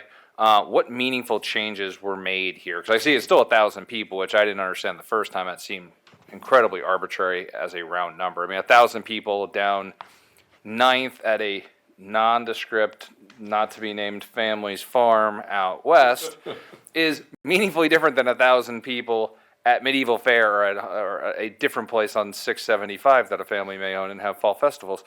Because, 1,000 people is different depending on the size. So, some people have the ability to park cars down the road. Some people have to park cars on the side of the road. So 100 people in some of those places you named could be excessive relative to tying up a particular neighborhood. 5,000 people in other areas may not be a big deal. So did we make any changes? Do we listen to people in these meetings? What am I looking at here that is going to compel me to like this more than I disliked the last one? Well, one of the concerns was about the traffic study, and that means something to developers. So we tried to change the language to traffic analysis, tell them what we would be looking for in that analysis. It could be something that could be done by the individual and not necessarily an engineer. What else did we change? What's that? Oh, yes, so there's no public hearing requirement now from the temporary use permit. We tried to take out any redundancies that were already addressed in the state regulations, so it doesn't look like the county's trying to duplicate what the state is already trying to accomplish in their statute. We continue to massage the language to try to get it more palatable, but I think we're at bare bones now. All right, and based on this new language, based on the years that we've been doing effectively agritourism, whether we called it that or not, at various places, how many issues have we had over the past, I won't even say 1 year, over the past 10 years that would have been resolved with this language versus just leaving status quo? I can't comment on that. I'm Is not it, part is of it code more than enforcement. one? Yes. I mean, And- is this a common problem that this is, are we solving a problem that doesn't exist? Well, we're trying to be proactive, and the only other thing I can say is agritourism, the definition has changed significantly, and there are activities allowed on farmland that would have been regulated by the Land Development Code in the past. So I can't tell you how fair much of a enough. problem Fair it is at this point. Okay, I understand. Thank you. Thank you, sir. Commissioner Satcher. Thank you, Mr. Chair. You mentioned that one of the negatives would they would need to plan ahead. How far ahead would someone need to be applying for this? It's my understanding that the temporary use project or temporary use permit process takes about 2 to 3 weeks. 2 to 3 weeks. And then you mentioned the expense. How expensive? And is it set now, or could it change significantly in the future? Deanna, could you come up and address fees?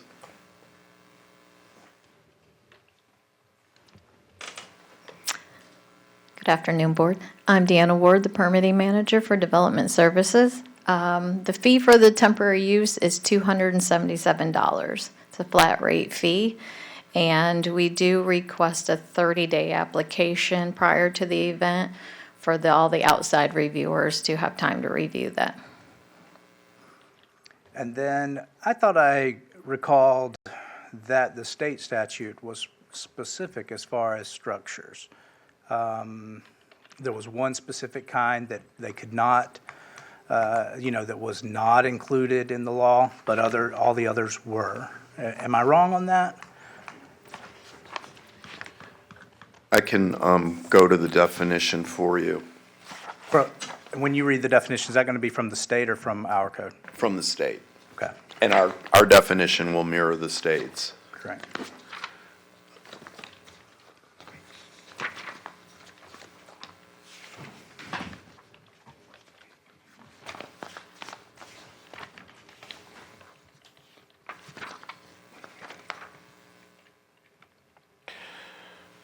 Okay. It doesn't necessarily specify building type. What it says is it does not include the construction of new or additional structures or facilities intended primarily to house, shelter, transport, or otherwise accommodate members of the general public. So we're going to adopt that into our code? By reference to state statute. Okay. And then currently, farm buildings are not regulated by the county. They're regulated just by state. Correct, other than, I think the farmhouse is still regulated, but the farm buildings themselves do not require a permit. That's at least my understanding. And then, so a scenario, I'll do one scenario and then I'll move on. All right, so somebody has ag land, they've had a small farm, they have income from other sources, so it's not the number one thing that they're doing, but they'd love for their children to be, involved, with that life. So they decide, you know what, I'm going to do a fall festival this year. It is becoming, the taxes are going up, maybe they had a short year, they need extra income. So, I must be staying outside of Manatee County. Taxes are not going up. that's true. We have lowered the millage, but this is a hypothetical. All right, so they decide to do this. Now, they've never done anything like this before. And here we have a very specific situation. So they either don't know, don't think, they have not applied for this permit. They're expecting 200 people to show up a day. To their surprise, but good surprise, 1,001 people are showing up per day. So it ends up coming to the county. What would be the scenario at that time? Are we going to go and say, you know, you've planned this for 3 weeks or for 6 weeks of having this festival open, but tomorrow you've got to shut down? Or are we going to say, you know what, you owe us this money and we're going to take a good look at your parking and make sure that you're trying to keep as much of it as possible or all of it on your premises? And the reason why I ask is because the one sounds wrong, I think, to come in and someone has a more successful, situation than they planned, they didn't know about this, and to shut them down the next day, tell them sorry, that sounds wrong. And the other one sounds very reasonable. Hey, let's be sure that you're making room for all the parking you can on your property, and that you're not hurting your neighbors. That sounds very reasonable. The problem is that just because the people in this room, just because you are reasonable, doesn't mean that 4 years from now, 5 years from now, somebody, if you've moved on, somebody doing that job may not be reasonable. And we're always told, oh, no, they would never enforce it in this way. They would never do that to you. But the government tends to get in the way, not make necessarily the best decision. So I feel like if we don't have that determined ahead of time, we'd be in trouble. But if we do have it determined, then all the more, then that would be good. That's all I have. Thank you. Thank you, sir. But I do want to answer. Would you like to respond before we move on? I think Nicole would like to respond. Nicole? Good afternoon, Commissioners. For the record, Nicole Knapp, Comprehensive Planning Manager. Commissioner, I'd like to think that our Code Enforcement Division would handle that in the future as they do today, where if they get a complaint, they respond to the area and they notify them of the concerns or the issue or the process that those people might not be aware of. That's pretty fair. And give them the proper notice to come in and file for the permit so we can do the review. But we don't always shut people down just because they're doing something that they didn't know about. So they would follow the process, I would hope, that they do now. I know that doesn't give you a surety for the future, but it's really a code enforcement issue like anything else that we have today. And the other thing that I'd like to add on to that is, again, we're not going to be hiring code enforcements to send them out looking for agritourism activities. If that 1,001 person event came to fruition, unless we got a complaint, staff and the county most likely would not know about it. Mr. Chair, I just have one comment. Ms. Schenk? Add as way of background. You might be well just for us to think back as to why are we doing it, how we got here. And this all came up through an Inspector General report saying the Development Service Department was not doing their job, didn't know how to interpret any codes because there were no codes in agritourism. People lost their jobs. Staff was tasked with straightening this out. We have a professional report that's admissible in court that we use against the county now. Every time we interpret our codes that don't have it written, black and white. So it's in the county's interest to have it black and white, to just define what the use is as per statute, where it's allowed. We just have to say where it's allowed. Bill O'Shea just stated that. We're not regulating personnel. But if it says that in writing, in black and white, we're covered on any interpretation staff has to make. The problem is we're all doing parade of horribles if we have a code. There's an equally worse parade of horribles if we don't put it in the code. We were accused of being void for vagueness. Applicants don't know what to do. A lot of what you're addressing, informing the applicant or, here's a parking issue or something in the location, it's a pre-application meeting, which I think is required in our code for temporary use permits. I mean, you can pare this back more if you want. All the concern isn't that you have a traffic study. I don't really care. All concern is let's define our terms, because we'll be caught up in court if we're not clear in our codes, consistent in our interpretations, and provide predictability to both the citizens and the public. A lot of this is covered. FDOT issues an access permit. The fire department reviews things anyway. We just try to give a process to route it to various agencies, such as the fire department and the sheriff or whoever. I don't know if FDOT routes that, the state agencies route that stuff to all local first responders. And talking informally with staff, they pale this back. The first responders have asked for more than we have in here, I've been told. And staff's pared this back. Staff isn't the bureaucrats here. They're not the ones asking to excessively regulate. But there has been a big issue here when the Special General Report saying we don't have codes to cover this and we're being arbitrary and we can't enforce anything. There will come a time we have to go to court on some code that we have to enforce. And this will be held against us in court if we don't clean up right now. And I could take six of those requirements out of here, just require a pre-app meeting, a definition, where it's allowed, and the tent permit. I don't really care. But we have to have something in here. I could throw half of it out. I'm not the regulatory authority here. I'm not looking to regulate things over excessively. You're just trying to cover us But I legally, think we have right. to have some parameters here so we're covered if we have to go to court. That's all the concern. Okay. Lot to digest there. Well, she's not saying just do it. She's saying that you were going to have to pass something here today so that, Well, there's no vote today, but we're just trying to deliberate. you know what I'm trying to say. You want us to sort of narrow down to something today and give staff some direction. It sounds like, looks like Commissioner Baugh has all the answers. Commissioner Baugh, you're on the board next. You don't want me to do it, I can tell you, because I don't think Sarah would be happy. Just a few things, a few questions and comments.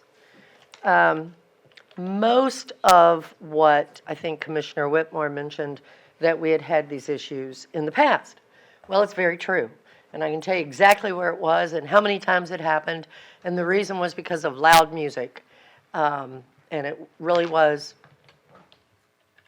And I'm not going to mention any names of anybody, but it was done by the property owner who has now sold it. So we're not having that issue anymore. And that could have been handled, by the way. I will tell you that the sheriff's office was very involved. It was a noise issue. We do have a noise ordinance. I don't know why I'm losing my voice, but anyway. So that shouldn't even be considered with what we're doing today. The other thing was, and it's been mentioned, the medieval festival. I know there are attorneys here, and God knows I don't blame them. That is not because of any ordinance that we did or did not have at the time. That was because it wasn't handled properly in the beginning in the building department. We know this. It probably would never happen like that again because it has been dealt with in the way when something comes up to be built. Hopefully, it will be done correctly in the future. So I don't look at that either. Now, I do have a question on some of the stuff that I've read, and really only one thing. I'm curious. Who's going to designate? How are we going to know it's 1,000 people or more per day? Are we just going to go on the word of what the applicant says? Or are we going, how are we going to know that? I'm just curious. How do you Good question. verify that?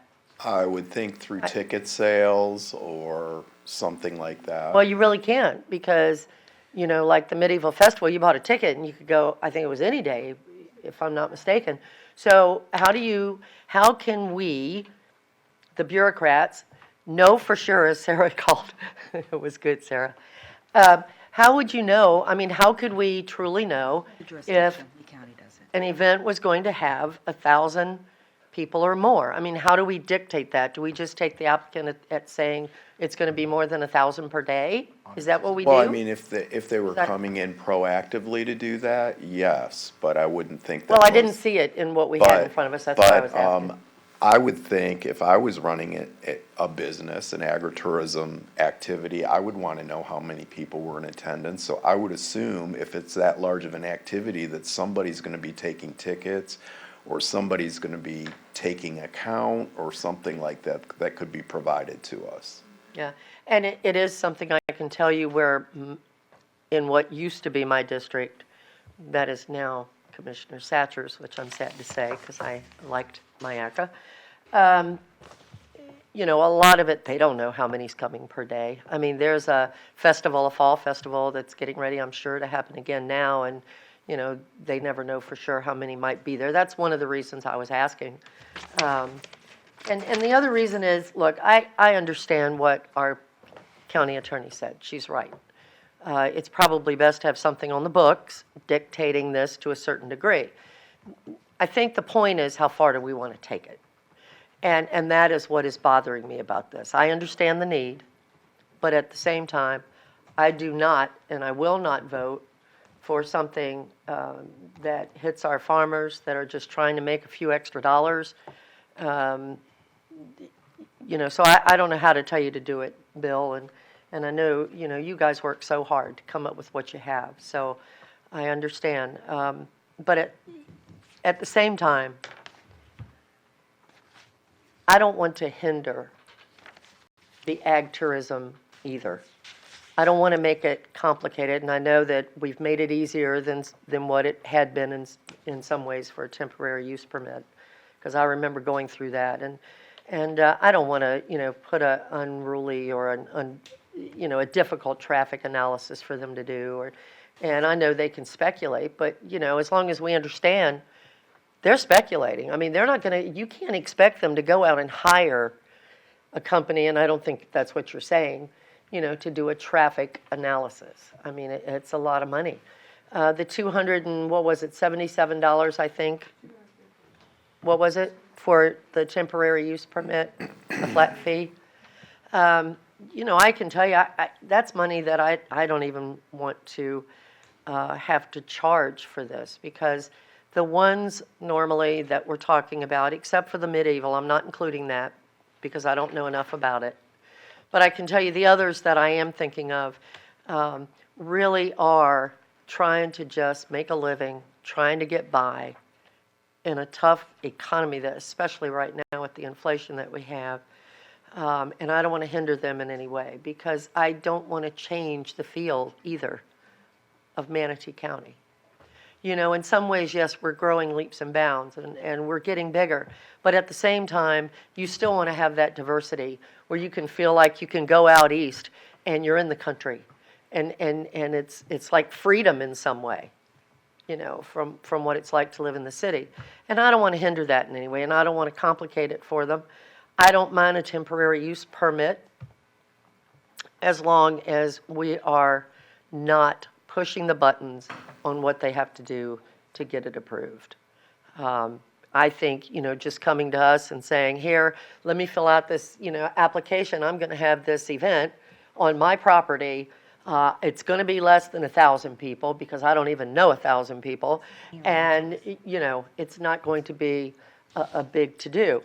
And that is really what I think you're talking about, Bill. We're not going to have that. And then you'll have something like the Medieval Festival that I know is bigger. I really watched it last year. It's getting ready to come up, I guess, month after next, I'm assuming.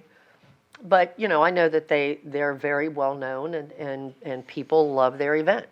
And there might be a bigger issue for that. But I don't want to, even them, I don't want to make it hard, for them to enjoy and have people come out and enjoy their property. So for me, I will happily, come up and say that I will vote for a temporary use permit for ag tourism, but it will not be some of what I've seen in here that I would be okay with. I just can't. And the only reason I'm even saying that I'd vote for it is because of what Sarah said. Okay, we need something on the books. Well, okay, we can find something to put on the books, but I'm not going to, here comes big government coming in, and we're going to make sure you have to do this, this, this, and this, and this. I'm not doing that. I think we've done too much of that in the past already, and that's just not the type of commissioner I want to be. So, Bill, I don't know what the answer is, but that's kind of where I'm at right now, okay? Okay. So, thank you. Thanks. Thank you, Commissioner. I'm next on the board, followed by Serbia. Mr. O'Shea, I'm going to give you the Reader's Digest version of what Commissioner Baugh just said. Thank you, because it was hard. I prefer smaller, limited government.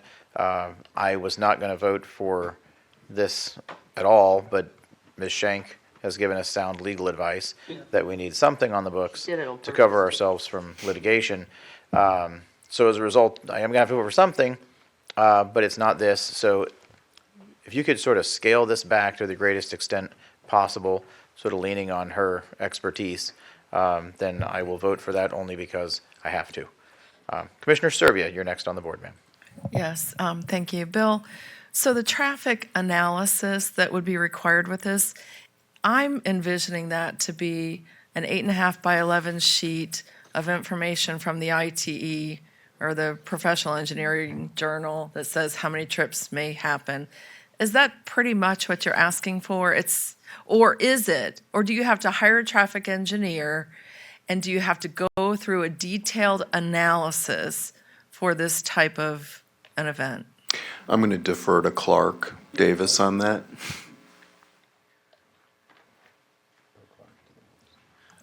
Good afternoon. Thank you. For the record, Clark Davis, Deputy Director of Traffic Management.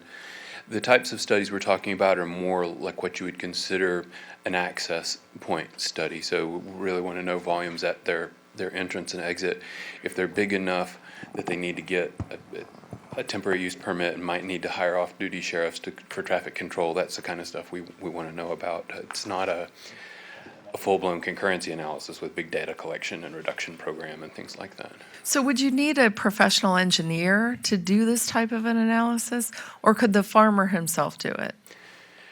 I'm guessing you'd need some sort of, say, transportation professional, not necessarily an engineer, but somebody that knows the art and science of it. So it'd probably be low thousands of dollars, but it would have to reach that threshold amount. I think the smallest events don't require that type of analysis, so it's only the larger ones where they might have an access issue that we want to look at it anyway. Because if you're going to have 1,000 people attend, you may have a traffic problem on some of the roadways. And would DOT catch that? If it were like on State Road 64, would that already be accommodated through a DOT review? I need development services staff to help me with it, but I believe that those are routed to the state when their access point is on a state highway. That's Okay. correct. Okay, so for the properties we saw on the western side of town that aren't on a DOT road, that's when Manatee County would do a similar type of review. Is that what you're saying? Yes, and depending on the scale of development, it might be something that staff just looks at with the information they've already got available. It's still a kind of a low-key type traffic analysis, not a full-blown, what we call traffic impact analysis for our land development projects.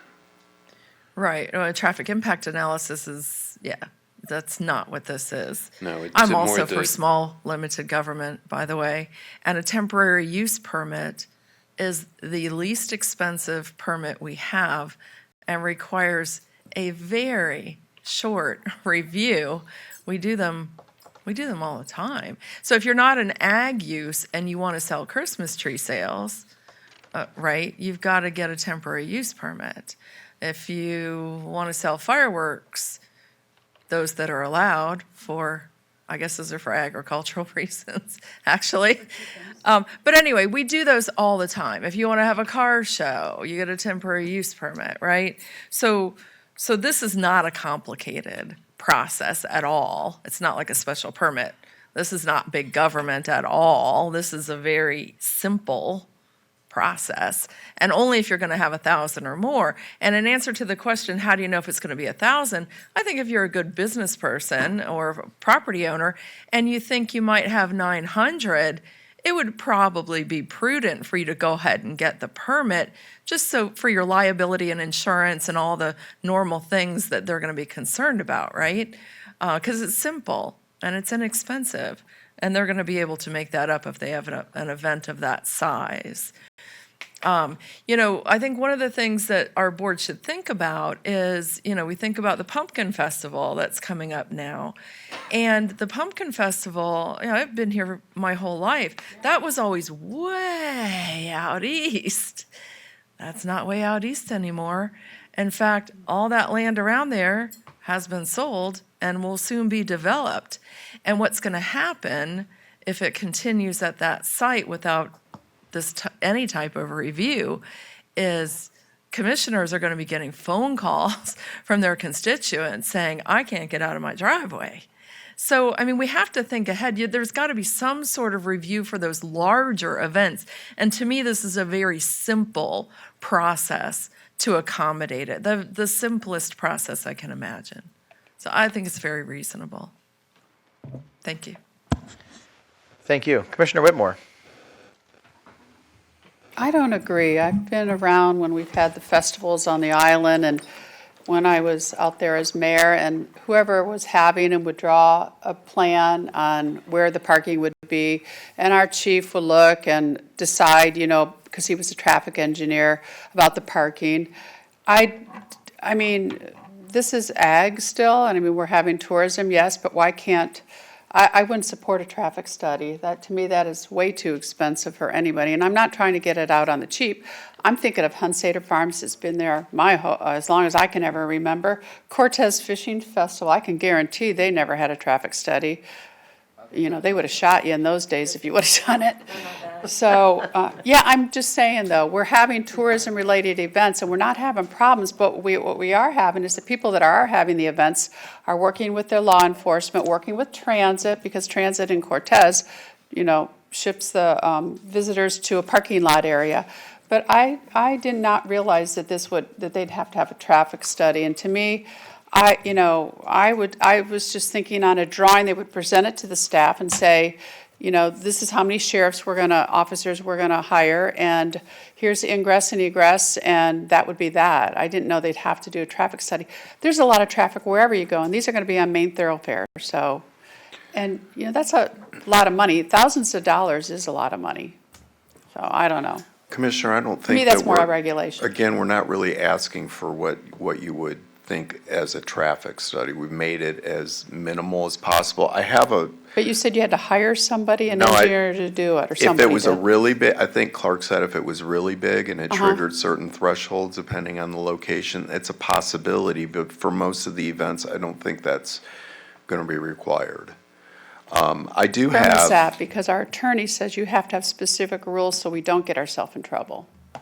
well, we've tried to, even with the site plan requirement, that was another thing that I was trying to think of that we changed. When Person can Commissioner draw it all Cruz out. asked the question, and I couldn't remember, but we said site plan. We changed it to conceptual plan, Okay. and it's basically a bubble diagram. I can show you a couple exhibits from another temporary use permit and the level of detail that they provided, if that you think that would help you. I think it would, because I know we do a temporary use for a Christmas tree salesperson. I remember a few years ago, I had to help. Their car was parked in Bradenton, and the Christmas trees were on the county line. So, and they had to draw something up. But yeah, I mean, it's not just events like this. Anytime a temporary use permit, you have to do something like that. But I would appreciate if he would just show something real quick. I'm sorry, if you would do what? He wants to show you an overhead, if that's okay. Oh, sure. Okay, so, Somebody actually did this? yes, this Okay. was part of a temporary use permit. So as far as the site plan goes, Okay. Wow, That's good. nice and simple, and, so it's basically showing emergency exits, where the parking is, the flow of traffic circulation. So it's not giving a lot of detail. I mean, you could draw this by hand. right, okay. I'm glad you showed it. And then, I think this one was done by a professional, but this is basically the traffic management plan for the activity. It's showing signs, it's showing telling you that there's going to be an entrance coming up to alert traffic, or to alert drivers that there may be congestion. So, I mean, could be as simple as this.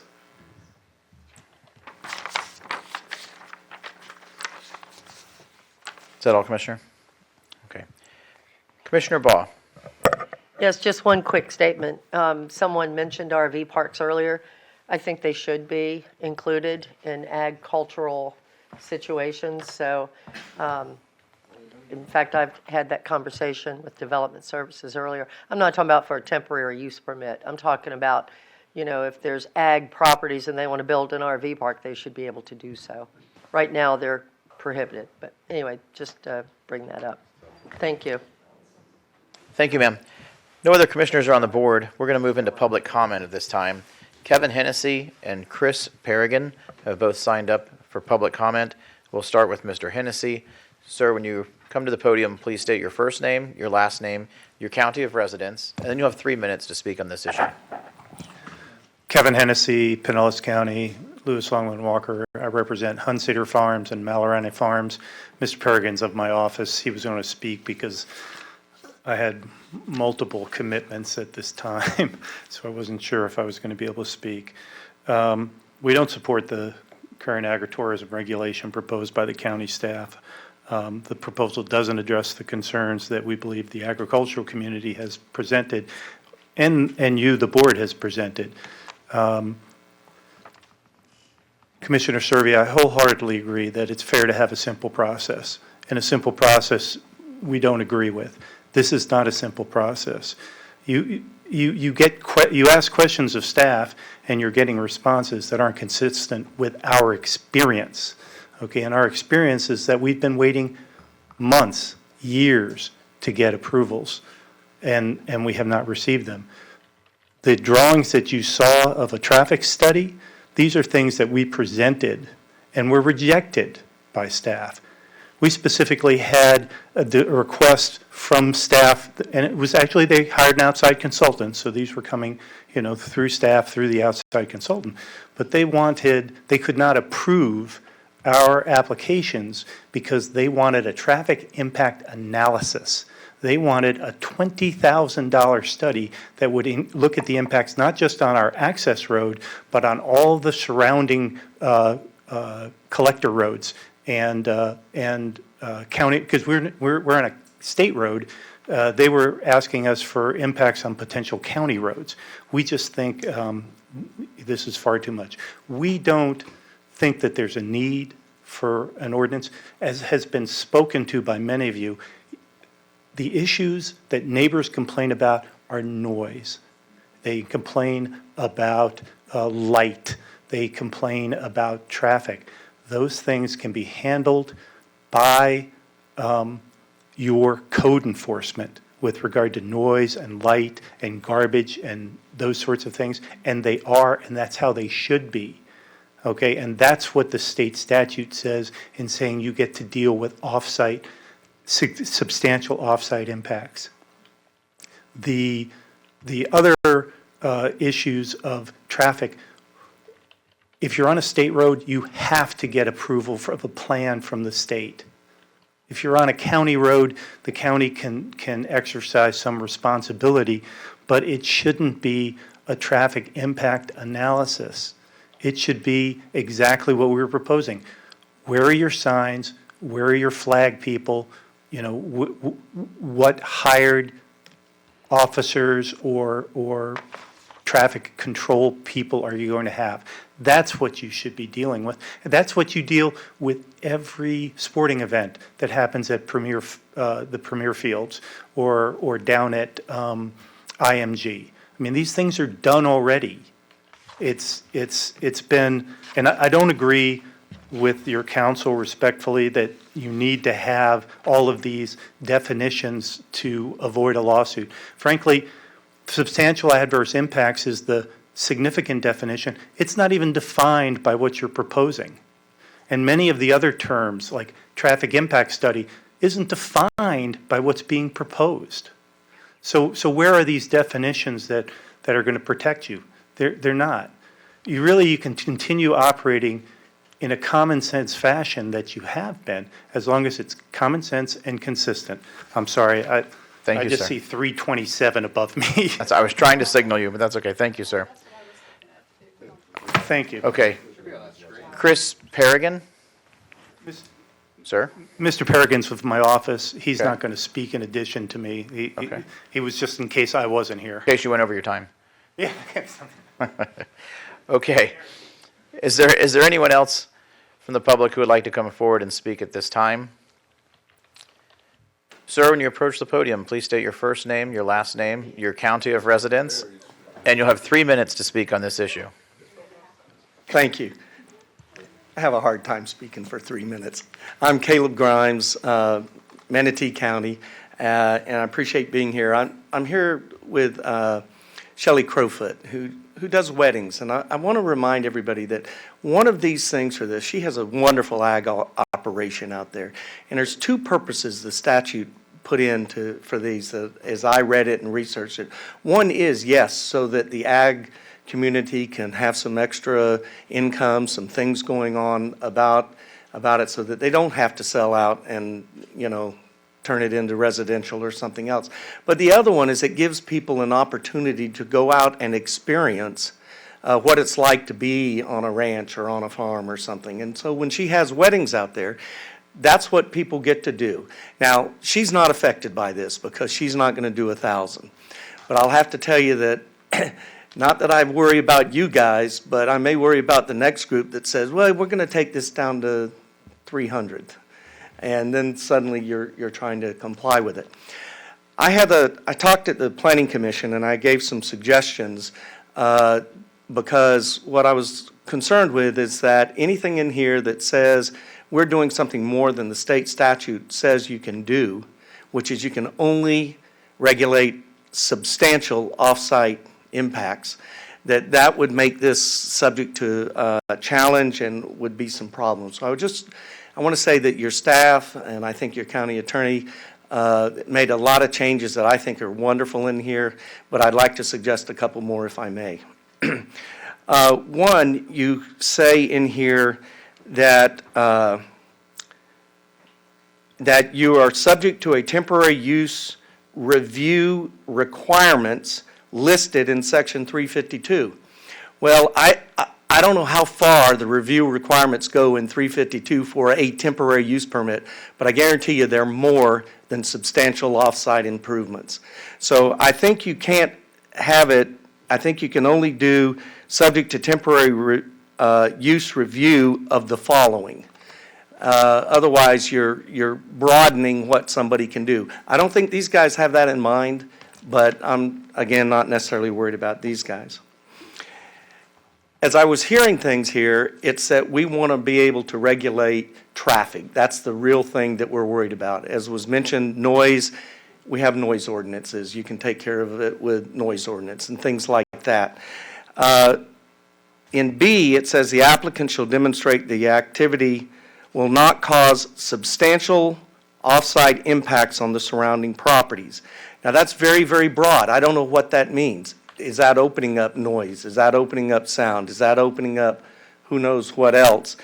I think this should say will not substantial off-site impacts on traffic, on whatever it is we're trying to say, as opposed to just very broadly defined in there.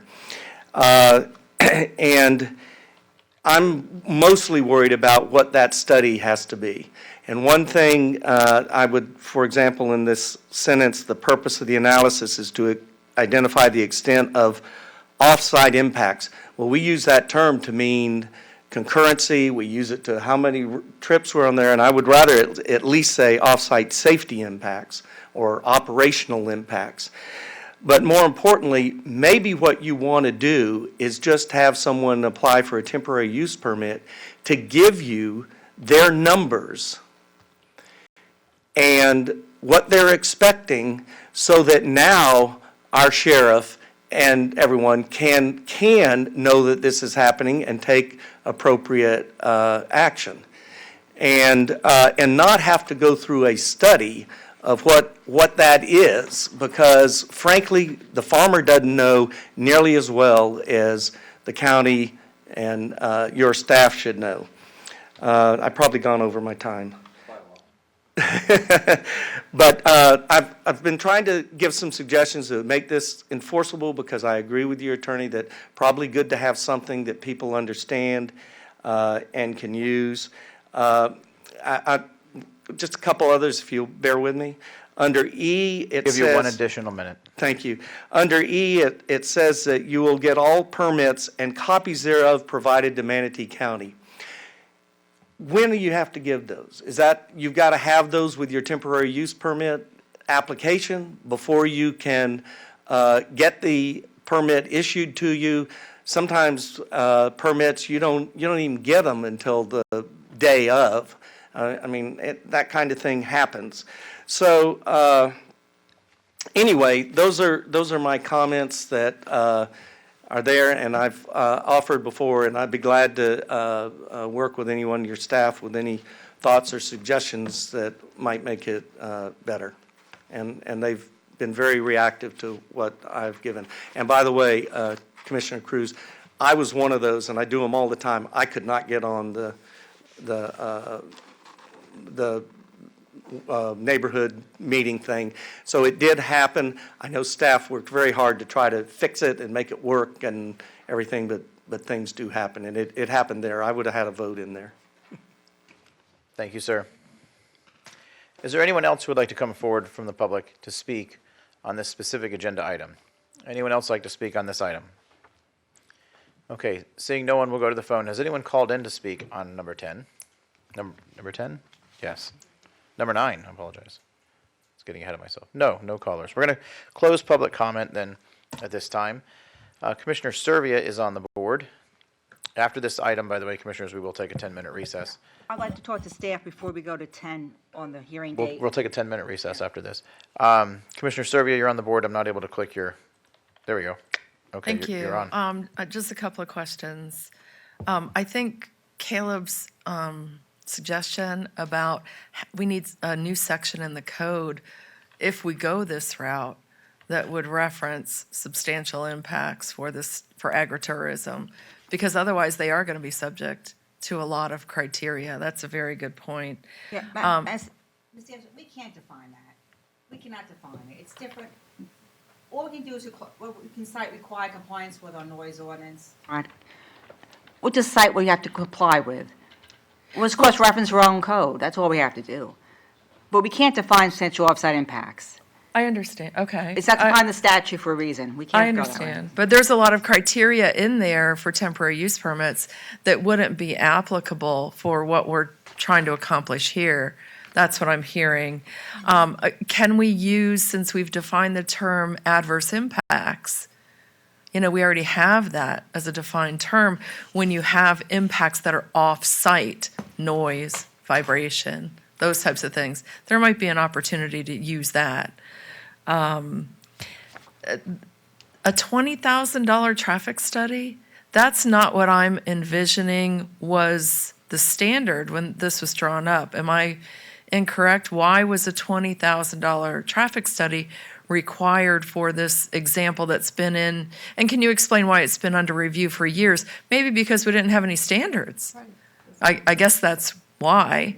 But I don't think what we're hearing is a $20,000 traffic study requirement. We don't even require that type of traffic study for rezones.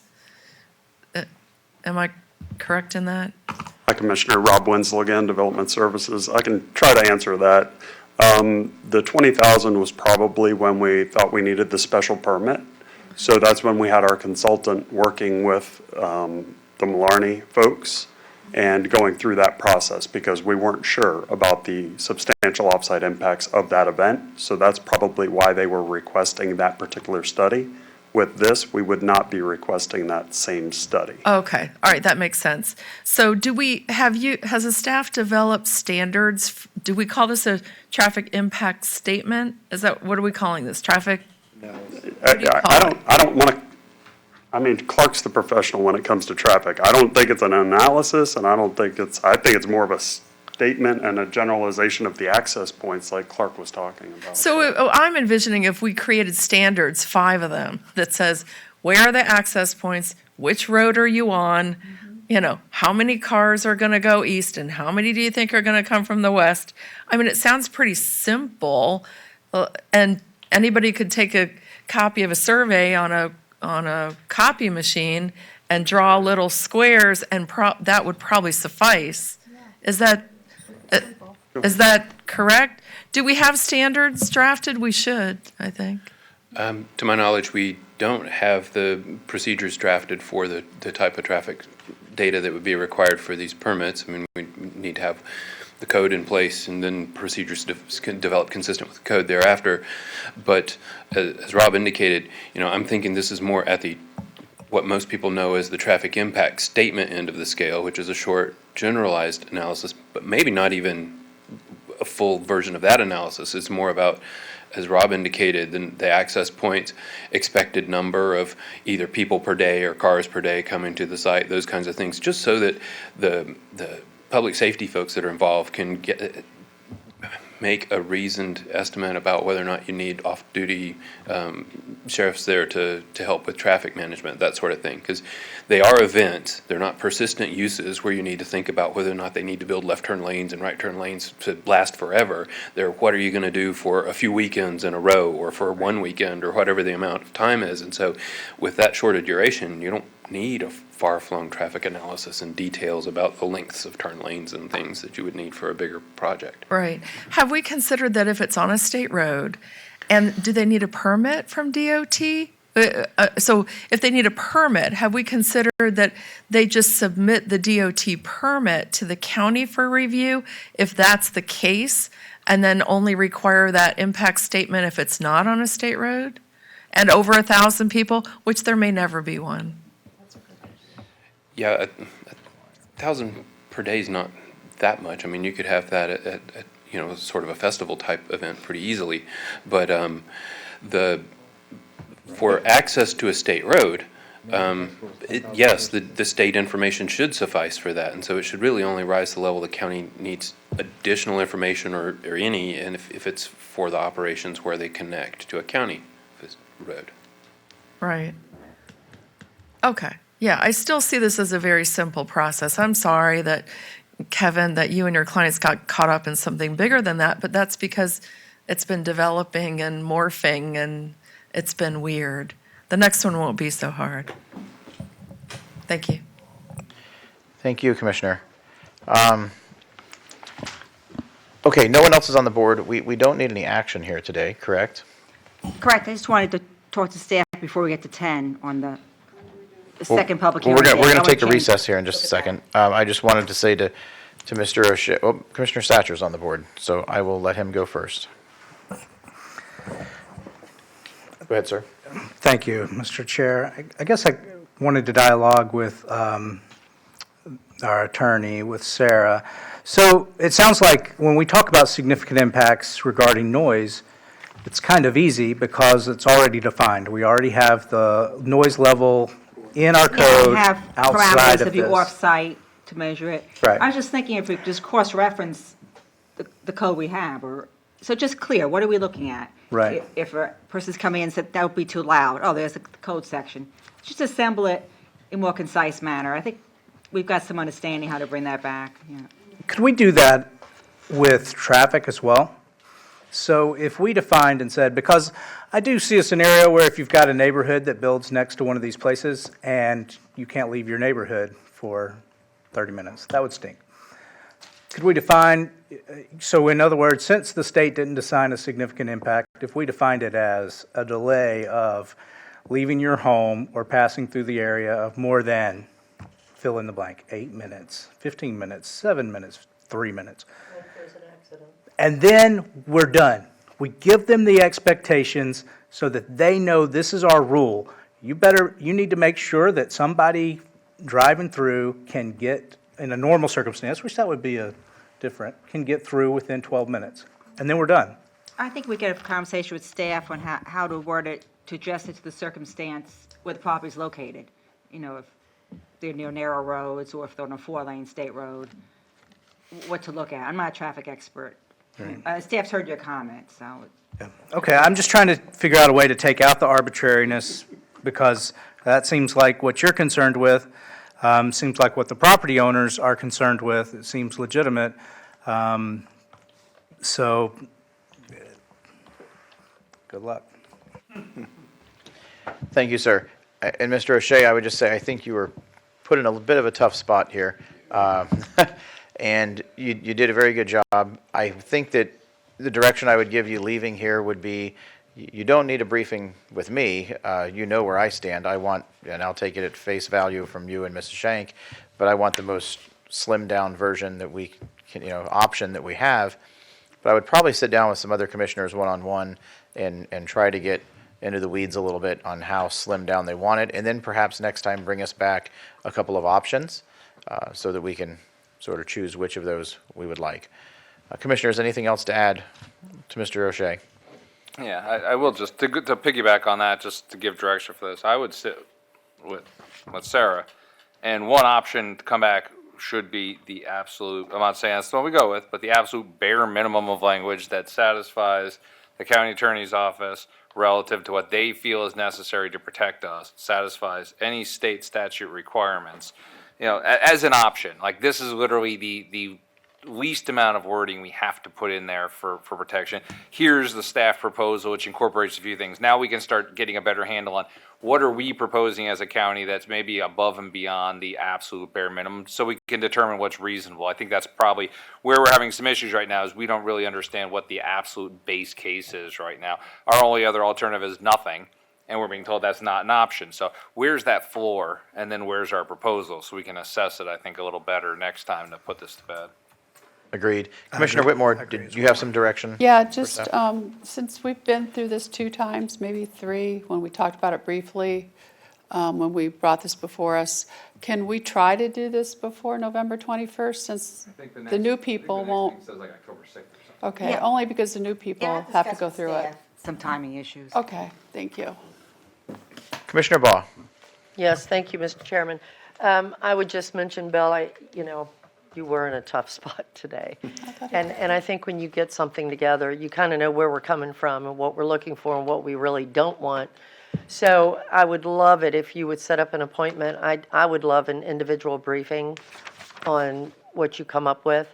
And then I'm sure that probably some of the other commissioners would too, just so that we really understand what you're bringing us, because, none of us had that on this. And I had concerns about it when I saw it. So you might set up some individual briefings if possible. Thank you. Okay, no other commissioners are on the board. Good job, sir. Thank you. We're in a 10-minute recess.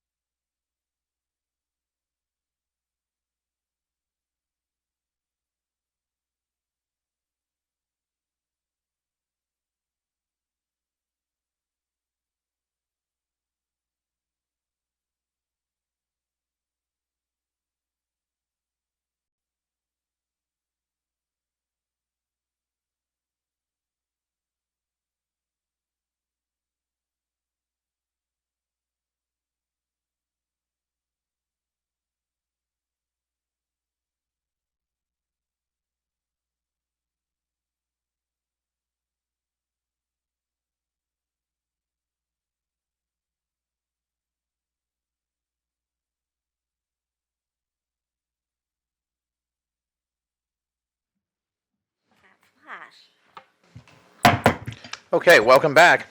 We're here at our land use meeting, and coming down the home stretch here. Item number 10 of 13. Ms. Shank, would you please introduce item number 10?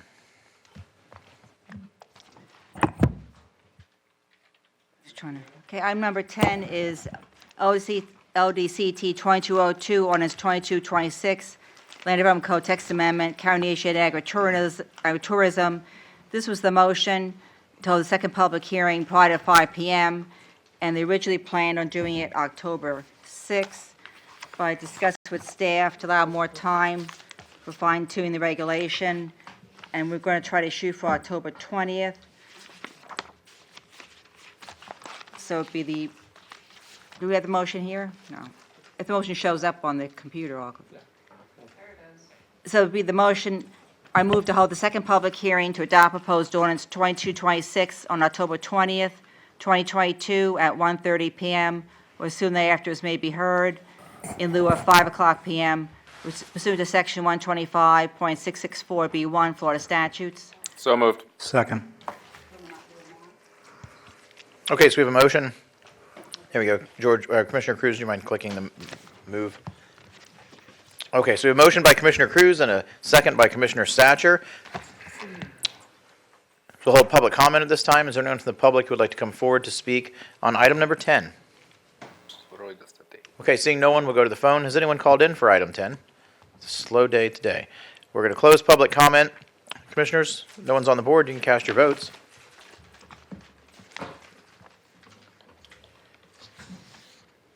All right, Madam Clerk, it passes by a vote of 7-0. Ms. Shank, please introduce item number 11.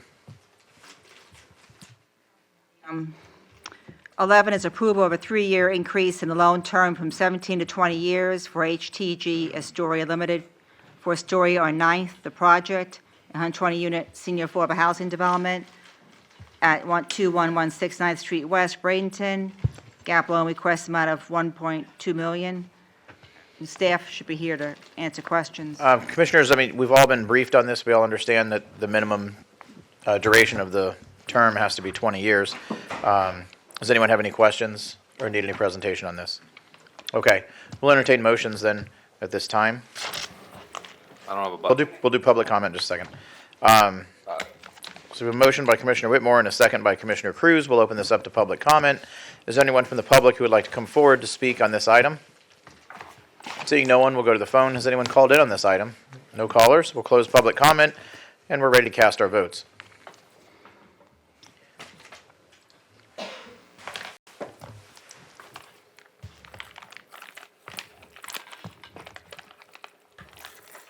Madam Clerk, this motion passes by the vote of 7-0.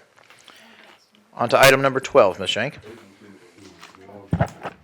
Okay, this was approval of gap funding loan request to HTG Riverview 6 GP LLC for Riverview 6 Limited, the project, an 80-unit mixed-use affordable housing development at the corner of 9th Street West and 6th Avenue West, Bradenton. Commissioners, do we have any questions? I have someone on the board. Commissioner Whitmore is on the board. No, she's not. I was just going to ask somebody to write up a motion. So moved. Okay, well, staff, hold on. Staff will show it in a minute. Yeah, Oh, I thought be we- quick with your we've been cursor through there, this Commissioner before. Servia. Oh, okay. Okay. Commissioner Whitmore, I'm going to take you off the board then?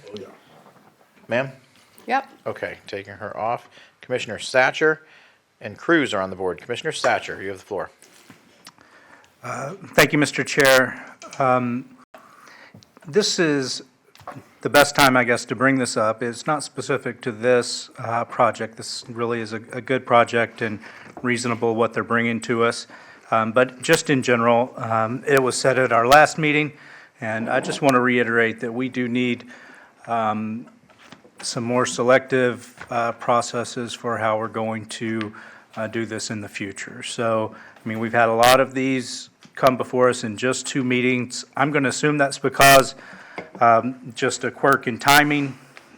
But if we're going to have hundreds of units with millions of dollars of gap loans coming before this board, we're going to need to be more professional in how we handle it. with more of a transparent policy that the people can understand, see why someone might be approved, why someone might be, might be rejected. So that's my only comment. It's just for future projects. Thank you, Mr. Chair. Thank you, sir. Cruz, Baugh, Whitmore. Commissioner Cruz. Yeah, I put myself on the board for some similar comments. Last time we had this conversation, it was about, we need to have a process. I've talked to the attorneys about this. It's needed. I understand some things were already in the queue ahead of time. But I still don't think that eliminates the fact that whatever motion's gonna be written up to make a proposal, unlike the last one, Astoria, where we specifically made the motion to take those funds from ARP, and the two that we just did, was it last week, that specifically said take the funds from the TIF. I haven't seen anyone tell me exactly where these dollars are coming from at this point in time, unless it's been written in there. Does it say? Okay, so now it's, when I asked last time, they said to be determined. So it sounds like somebody's worked out a way of fixing this with ARP. I had this conversation with the administrator. We at one point in time, albeit somewhat informally, dictated where all those ARP funds were going. Some are going across the street at the time, some were going towards sewer, some are going to stormwater, some are going, we effectively allocated every dollar of it. I've spoken with the administrator and said, we as a board need to come back and reopen that discussion to figure out where we're going to free up dollars if we're going to use them for something like this, because the question's still going to remain, and I'm 100% voting for this, but, this is a fair amount of money. What did we previously vote on that was coming out of ARP that's no longer coming out of ARP? Because it can't just be an arbitrary 1.4. We did not have a contingency of more than 1.4 sitting in there, in addition to the previous 1.2. That's $2.6 million out of the 70 million and change that's now coming out of previously approved projects for those dollars. They're undefined.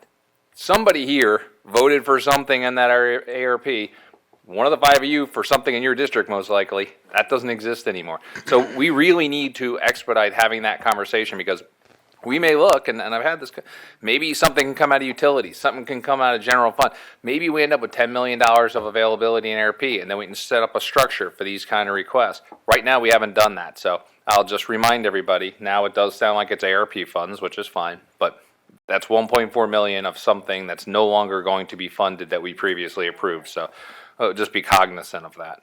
That's all. Commissioner Cruz, would you mind dialoguing with me for a moment? 100%, let's go. So, I said dialogue, I didn't say debate. Let's go. No kidding.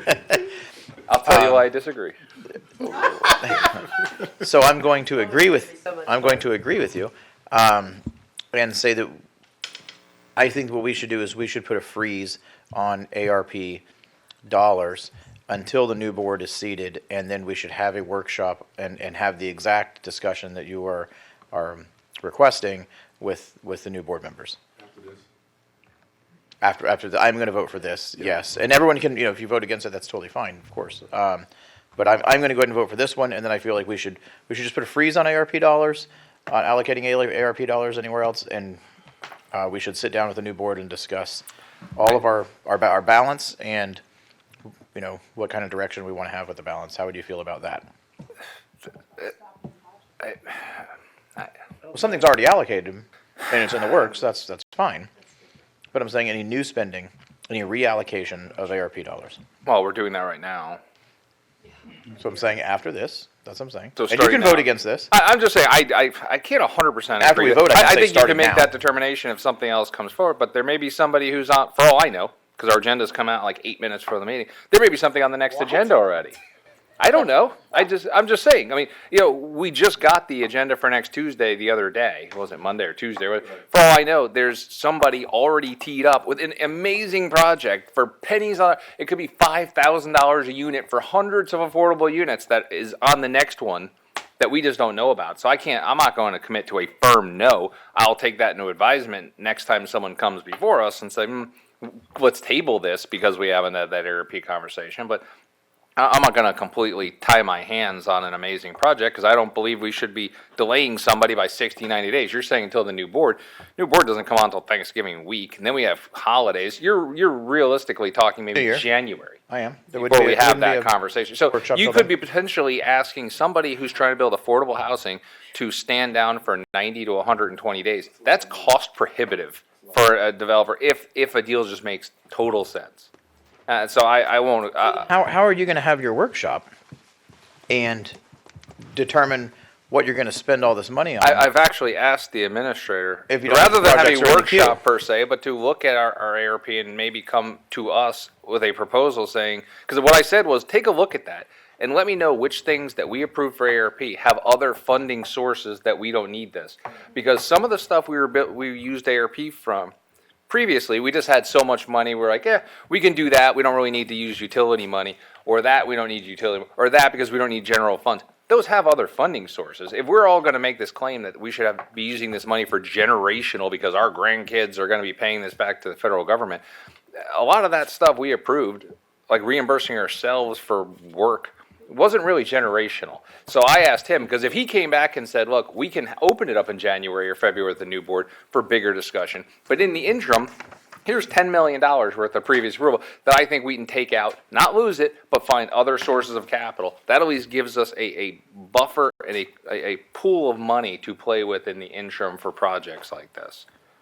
My only concern with that would be that identifying a specific sum almost puts puts that stigma on it that you have to spend that amount by that period of time. And so I wouldn't want to put a specific amount, a We're number not on putting a it. time limit on it.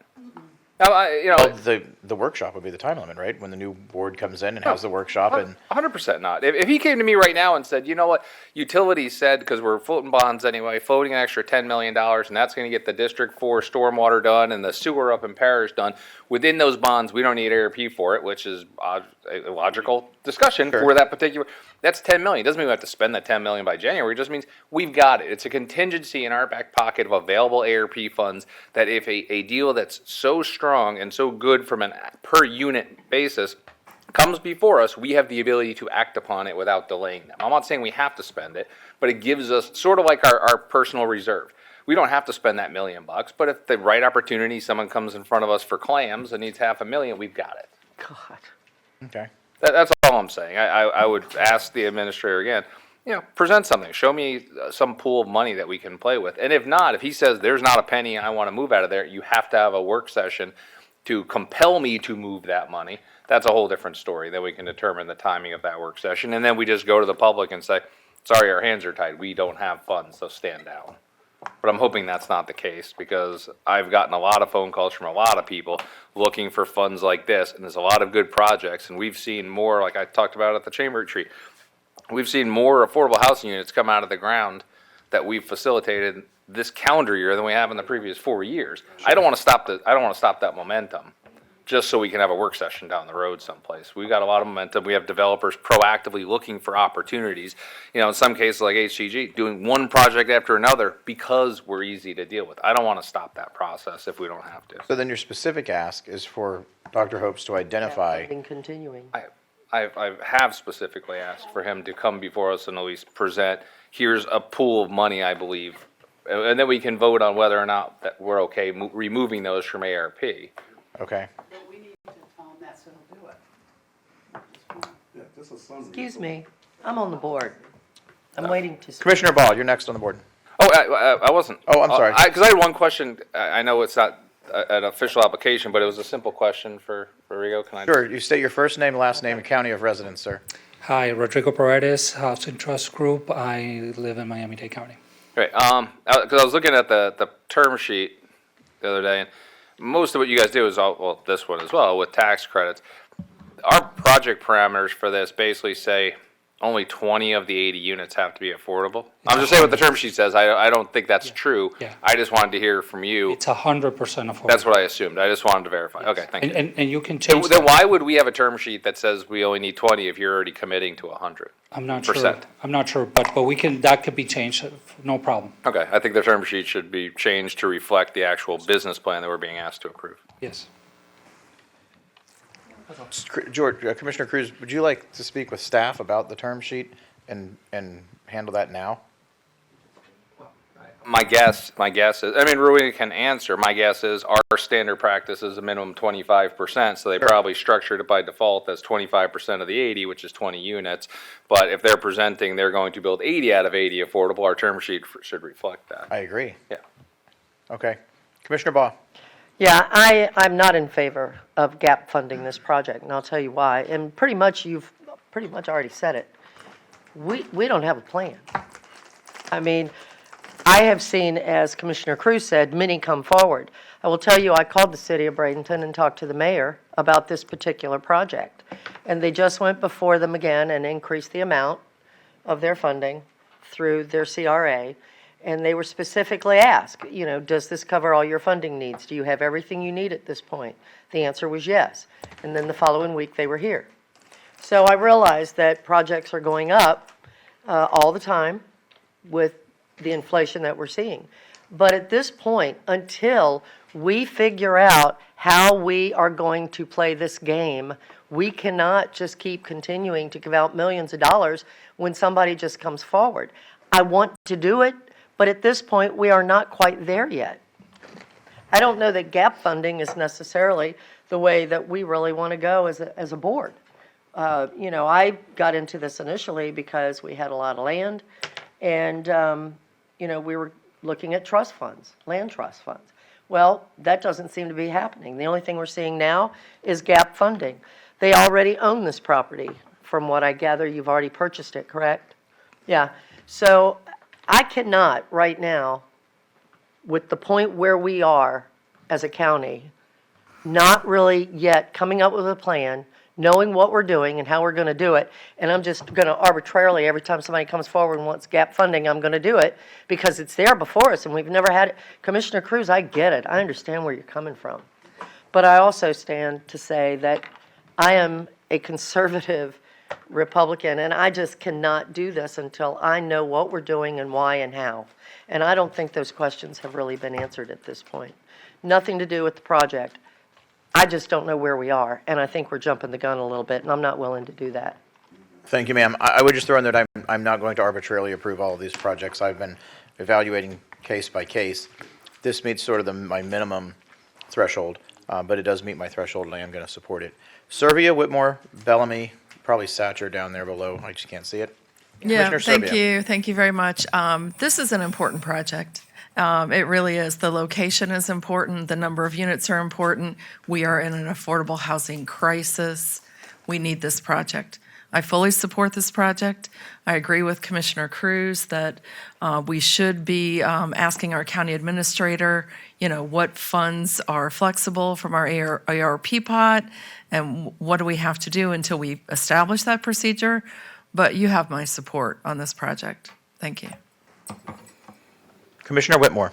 I can understand where Commissioner Van Osterbridge was going with what we have, what we don't know what's coming down the road, because I think it would have been better if we don't get briefings one-on-one with our administrator.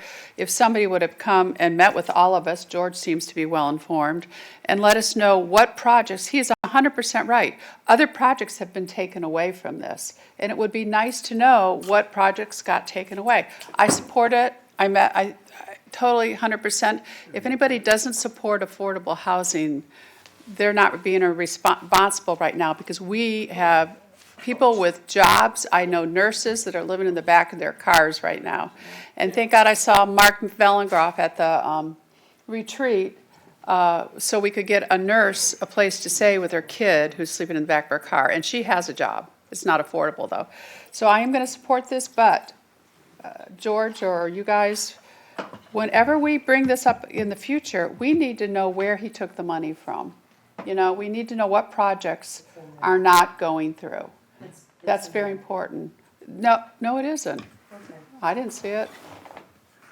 Oh, no, I don't mean the ARP. I want to know what projects were assigned to this that we took away, like our broadband, whatever we were doing it for.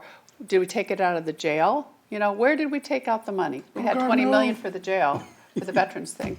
So we need to know that, because we are in charge of the budget. We're responsible, and we need to know. And if whoever does these agendas in the future, if you could just make sure that's in it, because that would help us a lot. Thank you.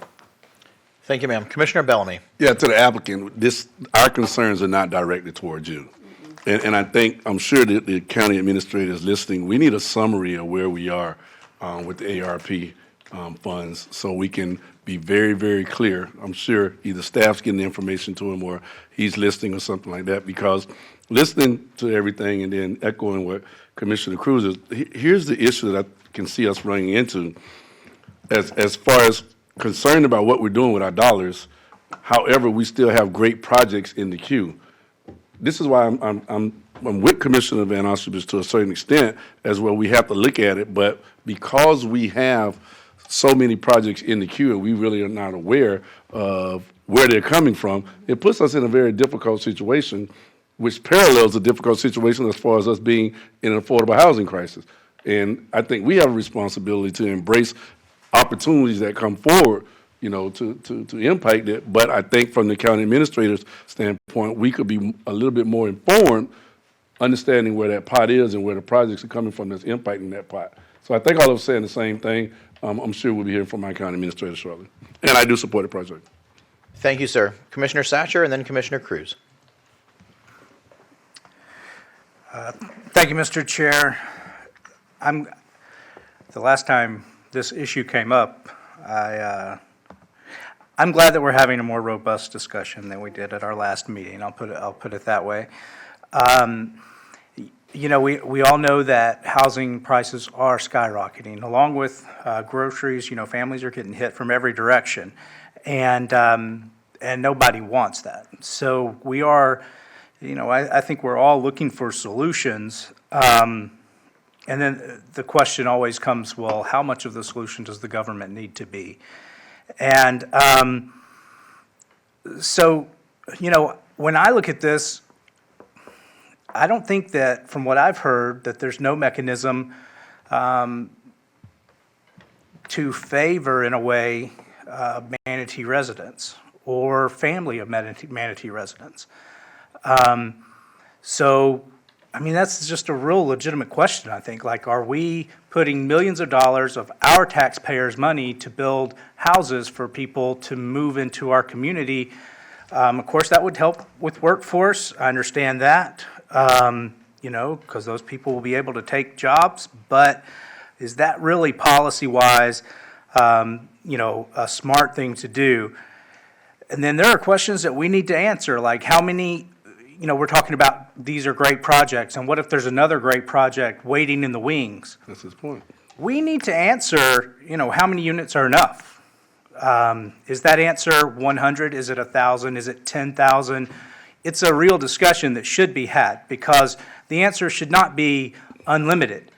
Or I hope from the board that that's not going to be the answer, because it's just wrong to take everyone's taxes and then find a company that we like and just whoosh. That's government playing favorites, and I don't like being a part of that.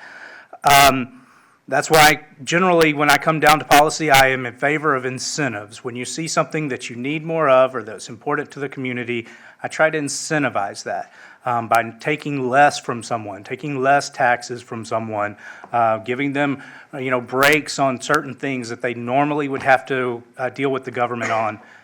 On the other side of that is writing that person a check to do something that the government has decided is a good deal or a good idea, and that gives me pause, not because it doesn't sound great, but because I've heard too many examples of where it didn't work in the past.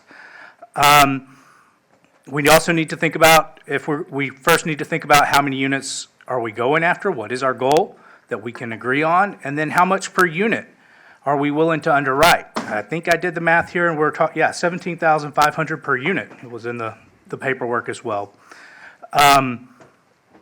That's serious money on each unit, and I believe I did the math last time, and it was more like $8,000 in our last meeting. 7, 8, somewhere in there. I don't think that these things are asking too much. There was a time where I brought forward a proposal for the equivalent of pennies compared to this, to help people in a tough situation. And I was told that I had not gone through the process well enough, and I had not given the board enough time to think about this, and we had not called the community enough.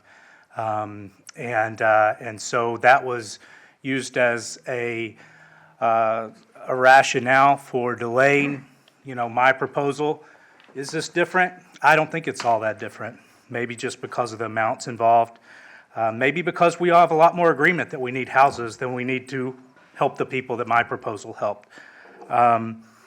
So these are serious conversations, and while I have personally not pushed back very much as far as I want us to move in this direction, we need to do more, but now if we're getting all these proposals at the same time, we need to have a process and some understanding where the board can come to some agreement. So I'd like to see that in the future.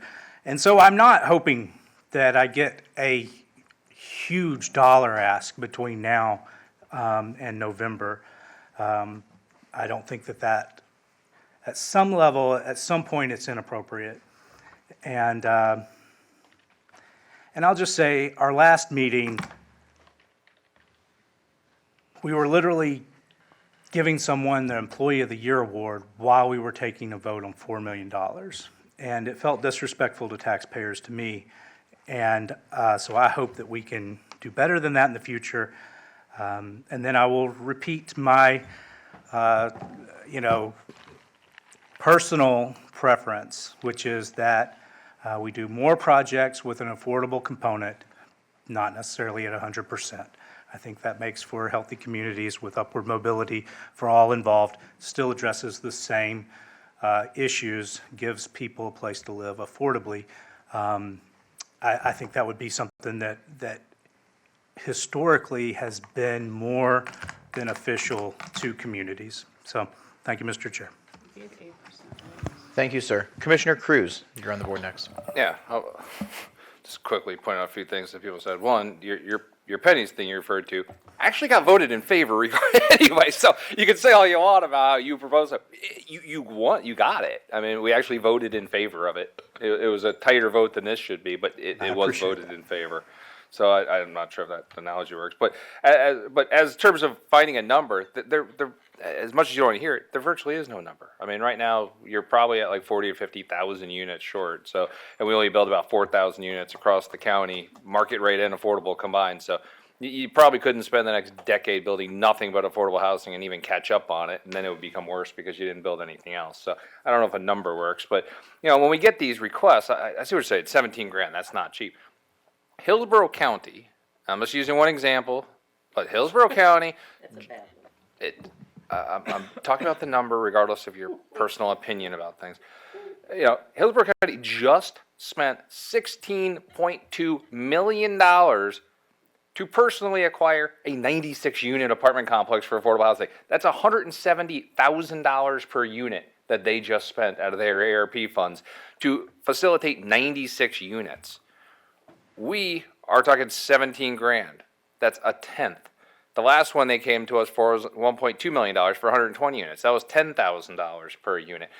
This, in my personal opinion, I don't dictate the entire policy board, is a cost-effective way to facilitate affordable housing. It's not the only way, but it's a cost-effective way to the extent we're utilizing ARP or other funds compared to what other people are doing. And that's a case in point. They just spent more money on one 96-unit apartment complex than I anticipate us spending in its entirety through every project that comes in front of us during this ARP process. And we are working on other things. To Commissioner Boss saying she'd rather focus on incentives than money. I was looking. We talked about a lot of things. October 20th, half-dwelling units are coming back to encourage smaller units and get developers to come build us 500 square foot units instead of 1,000 square foot units, because then they're affordable on an absolute basis because less square footage you're renting, and it's conducive to the young professionals and teachers of kids and so forth. That's come back October 20th. Adjusting our parking ratio. Lower parking ratios help when it comes to utilizing less land. It makes land cheaper. You can build more on it. That's coming back also on October 20th. Setbacks, to adjust how setbacks are, so you have smaller parcels with more units. When you talk like Steve Reinhardt's properties and things like that are building single family, that's coming back November 17th. Appendix Q, which we asked during the ADU discussions to bring back, which allows for tiny houses and clustered homes of smaller levels. That's coming back November 17th. We're working to codify House Bill 1339, which allows with 10% affordable units for people to build on other zoning, including commercial and light industrial and so forth. That was a Florida statute. We're codifying. All of these are non-monetary incentives that this county, over the past few months, has discussed at work sessions and on this dais, and are proactively moving forward with the help of our staff and Rowena, and they're all going to get done. By Thanksgiving, all of those incentives, without a penny out of anyone's dollar, any tax dollars, are going to provide incentives to developers in this county to continue providing the housing that we need. So, it's not that we're just throwing money at it. None of us up here want to throw money at it. I'm the first one to cut taxes every time we've had a millage discussion. But there's a time and place for everything. My preference is incentives, but incentives take time. You have to get them on the books. People have to understand them. People have to start a process. You could be looking at 12, 18 months down the road before any of these incentives actually get utilized. Dollars allow things to come out of the ground that are shovel-ready with proof of concept with developers that we know provide good product that fill up immediately with massive wait lists. And to the point from Commissioner Servia, this is a perfect location for this. I think it's going to meaningfully change the dynamics of the other parcels around it. And whether it's 100% affordable or not, I think you're missing the forest for the trees. An individual building can, in theory, be 100% affordable if it's clustered within an area where there's market rate. It's a community you're trying to get all-inclusive, not necessarily building by building. Now you're getting down to the minutia, and government shouldn't be sitting there dictating unit by unit, building by building. If this generates an Aldi or a neighborhood market or a Publix coming over there, and then you get a market rate apartment complex next to it, you accomplish what you're getting. Because I do understand what you're saying. You don't want a situation where every affordable unit we build is up past the port in the middle of nowhere and tucked away in a corner. You want it inclusive in the community, but it doesn't have to be every single building. That's the ideal world. That's how we have our density bonuses, because we try to encourage people to put 25% in all of their buildings, and that's the perfect world. Nobody does that. So sometimes we just have to say, well, if 4 people won't do it, then we get one person to do all of them in one fair shot. So we are working on other things that are non-monetary. But today we need to do what we need to do to help. And fortunately, based on all these excess ARP funds, we've got the dollars to do it. You might have needed to on this one. Commissioner Baugh. Yes, thank you. I love this discussion. I think it's good, it's healthy. I don't agree with some of the statements that's been made, but it's okay. It's all right. Hillsborough, we are by far not a Hillsborough, and nor do I want to be a Hillsborough. We're much smaller. We're much smaller. Well, you brought it up, darling, you did. We're much smaller, and we are just really starting to get started, moving forward. That being said, there are banks, People can borrow money from banks. It doesn't have, I'm not done yet. Borrow money? Yes, sir. Okay. Mr. Chairman. Can you borrow more? I bet so, you're here. Commissioner Baugh, you have the floor, Can ma'am. I finish, please? Yes. Again, I don't jump and try to do anything without knowing more than I know today. We haven't had any briefings on how or where the money's really coming from, how much money we even had, or what we're taking money from to do it. I understand it's a great project. I'm not arguing that point. I think it is. All the more reason, we need to make sure that we figure this out soon, because we've got another one, if I'm not mistaken, right after this coming before us. So, we just approved the budget. How many commissioners up here complained about our budget and how we weren't saving the money we need to spend? But yet here we are, ready to throw money out, and we're not even sure how much of it we have, where it's coming from, what projects now we're not going to be able to do, because we haven't had that discussion as a board together. So again, it's not this project. It's a great project. It's timing for me. It's timing. Yes, I know all those things, Commissioner Cruz, that you mentioned. I think we all know. Well, we should. But at any rate, I know all those things. Yes, we're going to be doing a lot, and we can't do everything for everybody. So for me, it's just a matter of not being where we need to be, I think, to make these decisions. That's all. Mr. Thank you. Chairman, I call the question. Commissioner Serbia calls the question and seconded. All in favor of calling the question, say aye. Aye. Aye. All opposed? Okay, Madam Clerk, the question has been called. We have to go to public comment because we have not held public comment, so we'll do so at this time. Is there anyone who would like to come forward at this time to speak on this item? I have one person, Jeffrey. Jeffrey with a? Okay, there was a gap there. It looks like Jeffrey with an A, but Jeffrey with a. So, sir, even though we've covered your name, when you come to the podium, I'll need you to state your first name, your last name, your county of residence, and then you'll have 3 minutes on this topic.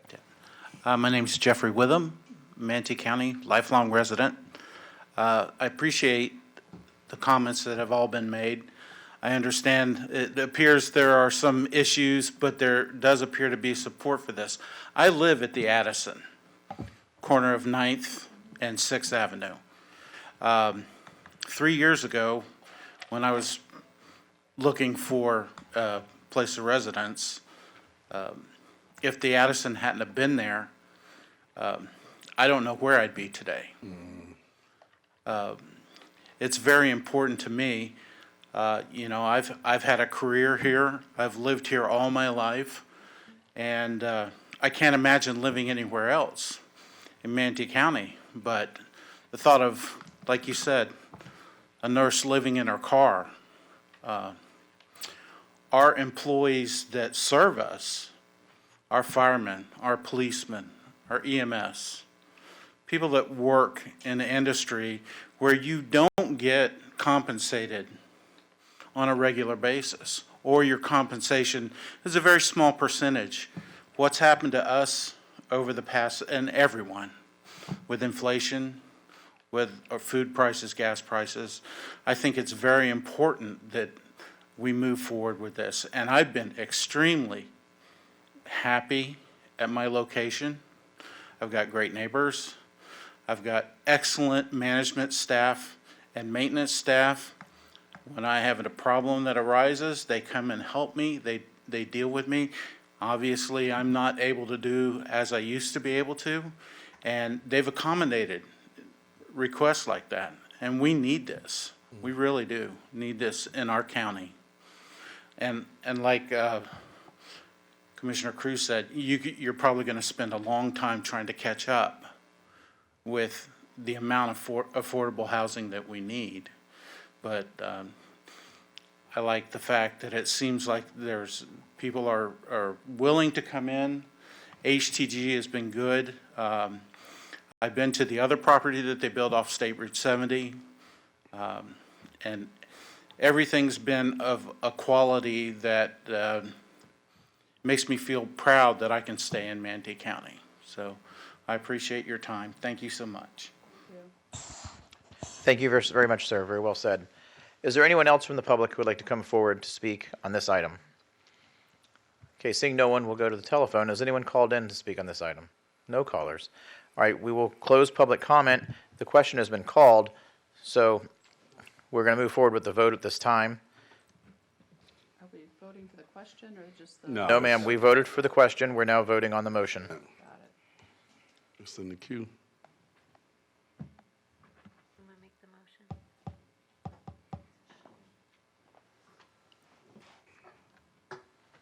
Oh, What happened? Who are we waiting for? Someone hasn't voted. the screen to see who made the motion. Oh, so Commissioner Whitmore made the motion, Commissioner Servius seconded. Thank you. We should be casting our votes now. I don't know if there's anyone who has not voted.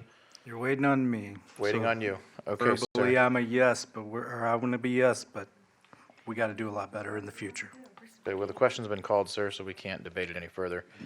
Okay, so the motion passes by a vote of 6-1 with Commissioner Baugh in opposition. Okay, thank you, everyone.